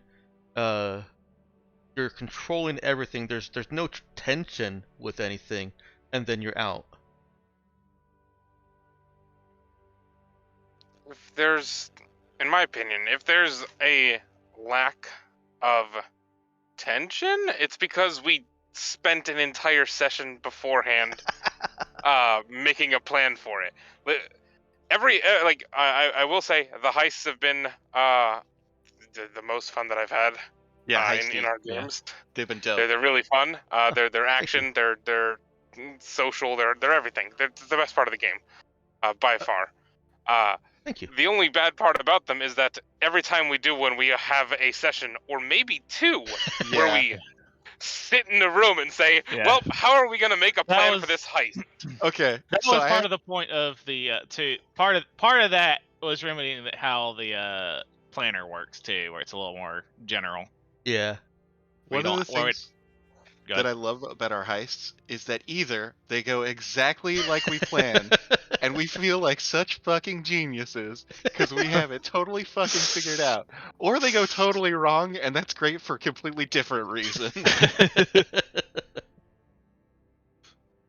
I do love that most of our planning for heists ends with, and after that we'll just fucking wing it. I would say it's a mix between that response and the other response being Lulu saying, fuck it, we just go. Yeah. Well, look, because we don't have a good way of being like, all right, we've planned enough, let's go. We're all sick of planning. Let's fucking do this before we kill each other. I'll work on that. I'm gonna give you less planning time. The point that we say fuck it, wing it is fucking 5:55 every day. Yeah. So yeah, we're 5 minutes till the end of the session. Fuck it, we'll wing the rest of it. We got this. Look, we planned out the beginning pretty good, and we're bringing a tank. What could possibly go wrong?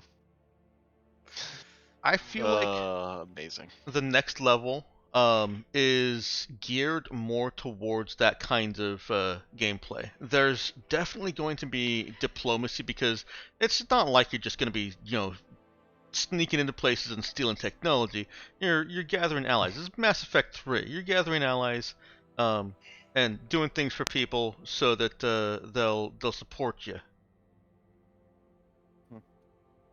So I think there should be a lot more directed action in next level. Mm-hmm. Whereas reset is literally reset. I take my hands off the wheel, although I'm gonna keep a pinky on it because I want to pace things better. Pacing is super important to me. If you couldn't tell. No. I don't know. You haven't used that word at all lately. I think we've had fun this whole past year and a half. Yeah, no, this game has been a lot of fun. Yeah. It's also been one of the longest games that I've been in consecutively, so. True. Cool. This is my second longest campaign. My longest is 5 years. Okay, well that's just too much time. But that's with a group of in-person friends that we would, all go to one person's house with our dice and our character sheets and sit around the table. But okay, you were playing the same characters with the same system with the same players for 5 years? Yes, there were some character changes within it, but it was all the same campaign. Mm-hmm. Gross. Disgusting. I'd be down for a 2 or 3 generation thing where we just fucking, all right, you do your thing. 5 years pass and we play their children or whatever. Yeah. It's true. I just, I've played one D&D game where we got up to 20, and it's like as soon as you get to 20, you're like, all right, I'm bored. Can we do something else now? I don't know. For me, I like the you're getting bigger, you're getting stronger, and then I don't know. Once you get to 20, it's like, meh. Goal achieved. That's part of my one of my favorite parts of the game too. Is I want like the character growth, the character development goes hand in hand for me with their actual numbers on the character sheet. The one thing I actually liked about this game is I didn't really care about my character leveling up. I just wanted to like gain power for the Raza. Hmm. So, I don't know. Yeah, that might have more. That might have more to do with source without numbers too. The way the progression goes, I would Yeah. think. Well, I mean, I feel like I don't know. I wasn't gonna get any better at shooting people, but I was gonna get a hell of a lot better at shooting people with the Raza, a big fucking gun with engines. Yeah, true. So I don't know. It was cool. It was fun. All right. Well, I will be sad if you seal in that decision to not join in whatever comes next, Xander. But I'm glad you've had fun. Look, I'm not gonna say that after 2 months of not playing this game, I'm not gonna be like, hey, I'm jonesing to play this game. Like, let me in. But I'm also, I don't know. I haven't really been feeling it. I haven't really been feeling it. Like, we used to play D&D on Wednesdays, and like, I don't know. It's one of those things where you kind of show up so you can talk to your friends, unless so you can play D&D. I don't know. Just after a while, I am really good at being interested in things for 6 months, but after that, not so much. One of So I don't know. one of the GMs that I played under had a strict 8-session season game. Yeah, that sounds great. Yeah. Whenever I go to game night, board game night, I never play the same game twice. Mm-hmm. Well, no, that's a lie. I'll play it until I know how to play it, and then I'll play it once, and then I'm like, all right, next game. There are a bajillion board games, and I will play at least half of them. But I can't do that if we keep playing the same board game every night. I will not play Catan again. Fuck you. Hate But will you Catan. play randomly generated chess? I've never done that, so yeah, probably. Sounds okay. Yeah. I'm the complete opposite. I like the long term. I mean, duh. Yeah, I mean, I don't know. I'll try anything once, and this has been my long game, and it was fun. Cool. Yeah, no, I'm not disparaging you for being a short timer. I mean, you just called me a short timer. I feel like you're trying to disparage me. That idea of the 8-session season was so alien to me when he was talking about that, and I didn't want to say no, I don't want to play this, because he and I were a player in a different GM's game that got ruined by a really, really boorish, obnoxious player. Like after. Was it me? Are you talking about that game we were in together? Only if you've completely changed your voice. Oh, okay, good. Have you had some surgery in the past few years? I have, but not on my voice. Oh, okay. No, he was the kind of player who, this actually happened to me. I was playing a pilot, half expert, half psychic, so I didn't get the expert reroll. That's a strike against me for a pilot, right? But I was taking Starfarer, and I'm like, yeah, Starfarer is, the way to go for a pilot, because you double your skill, you're racing the floor, etc. And he comes at me and he's like, you should consider taking Specialist instead, because Specialist also affects your pilot skill rolls in combat. And I'm like, well, okay, your math isn't quite right there, but see where you're coming from. It does benefit combat better. However, it's in character for me to be Starfarer. And he's the kind of player who would push how wrong I was. Yeah, I'm perfectly good with like the suboptimal choice if it fits your character better. Yeah. Now, mind you, I'm probably guilty of trying to make a character that fits that, but I would certainly never disparage the choice. Yeah, I mean, if you say I picked this because I wanted to pick this, it's like, okay, great. Exactly. Yeah, I was And like, basically, yeah. All it really should be is like, hey, bring to their attention that hey, this is the case, and that's it. That's the end of it. yeah, Right. and Starfarer is still better than Specialist for the actual spike drills, the part that I Yeah. cared about. Yeah. So One of the things in Final Fantasy, like if you tell people something about how to play their character or anything, they'll be like, "You don't pay my subs." Makes me think of that. You're not paying. You're not. You didn't print out my character sheet. yeah. Don't play my character. Yep. So I didn't want to say no to this GM who had this strange concept of 8 session seasons. No, that actually sounds great to me. I would love to be in that. I think if he had run it better, not better. That's Differently. yeah. If he had run the sessions differently, in a way that's more role play, the kind of role play that I like, then I would have been okay with it. He did Yeah. allow us to carry our character over into the next season, so Sure. I was satisfied with that. You've got this 8 session arc, and then you're gonna do something else, but I can take my character. Okay, you're still letting me develop my character. I'm cool with this. Yeah, I feel like Do you I feel restart like your level? there was there's a disconnect here because I'm trying to think of what did we do in the first 8 sessions of this game? Do we get to SOS? Were we at SOS by 8 sessions? I And that was can't. like 15. I think y'all were. I think y'all were at SOS for like 10 sessions.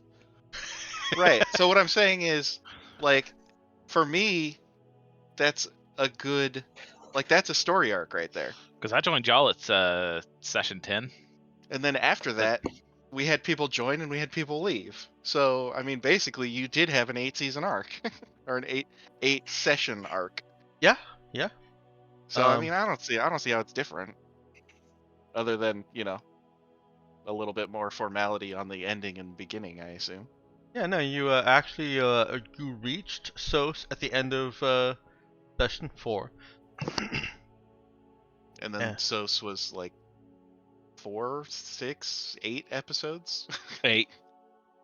I feel like if we had known that we had an 8-session, clicking time clock and not just a fuck around, do whatever you want kind of thing that we had at the beginning, then we might have wrapped it up a little bit quicker. I mean, you might have wrapped it up too if you just said you danced and partied for 3 days. Yeah, and then collect key, and then go do what we want. That's not a bad thought. I don't know if you were intending to plant this thought in my head, Xander. Just that I'd run a game that appeals to you, but would that be interesting as the next level? Basically saying, going back to you guys as your high-level characters, your Raza command crew, and finding out what operation, what actions you want the current characters to run, and then basically setting things up where you're already in the right system, and saying, all right, this is our season. You've got 8 sessions to convince this diplomatic delegate that they should join the cause, etc. Yeah, I mean, that sounds exactly like. Have you ever played Only War? No, but you've commented on it before to tell us about your sniper that shot his commander. Yeah, that wasn't me, just to be clear. Oh, okay. Not that I think that they did something wrong. I'm just wanting to make sure that you don't remember the story as if I told it where that was me, because I didn't have that great idea. That was somebody else's great idea. Fair enough. Is that basically how Only War sets up the missions? Well, I don't know about if the game sets it up that way, but the way our DM did it was that we'd have like a half session where it would be the like higher ups figuring out what they wanted to do, and then we would have missions that we would do as the lower downs, and we would have you'd be like, you got 2 sessions to do this sort of thing. Mhm. So, yeah, kind of. Nemesis, sorry, Meowkin and Nox. Does that kind of format sound interesting to you? Yeah, I mean, I'm down with whatever, but having a, I guess, clear goal makes it easier to want to do things. Yeah, Mhm. because you wanna get that goal. Yeah, I do raise the question of what happens if we finish early. Just break for lunch, meet back at the end of the season.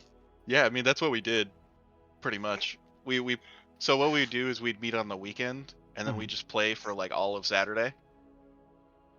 And so if we finished early, then we would just be like, all right, well I guess we're playing board games now. So Well, early in this sense, I think means like you finish on session 6 instead of 8. yeah, Um, I mean that's what I'm talking about. Then you're just done. You move on to the next thing for the next yeah, session. yeah, that makes sense.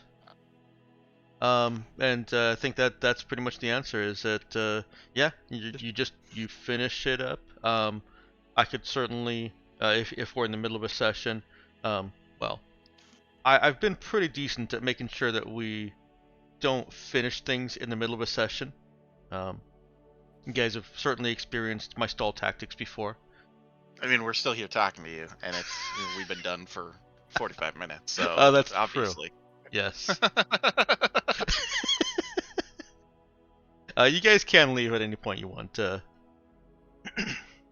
Finally, no, I'm just kidding. I'm going to test something Okay. really quickly before I vanish on you. But is that how long you can keep them in here? Anyways, I will bow out. Thanks for the game, Dexter. All right, there, dude.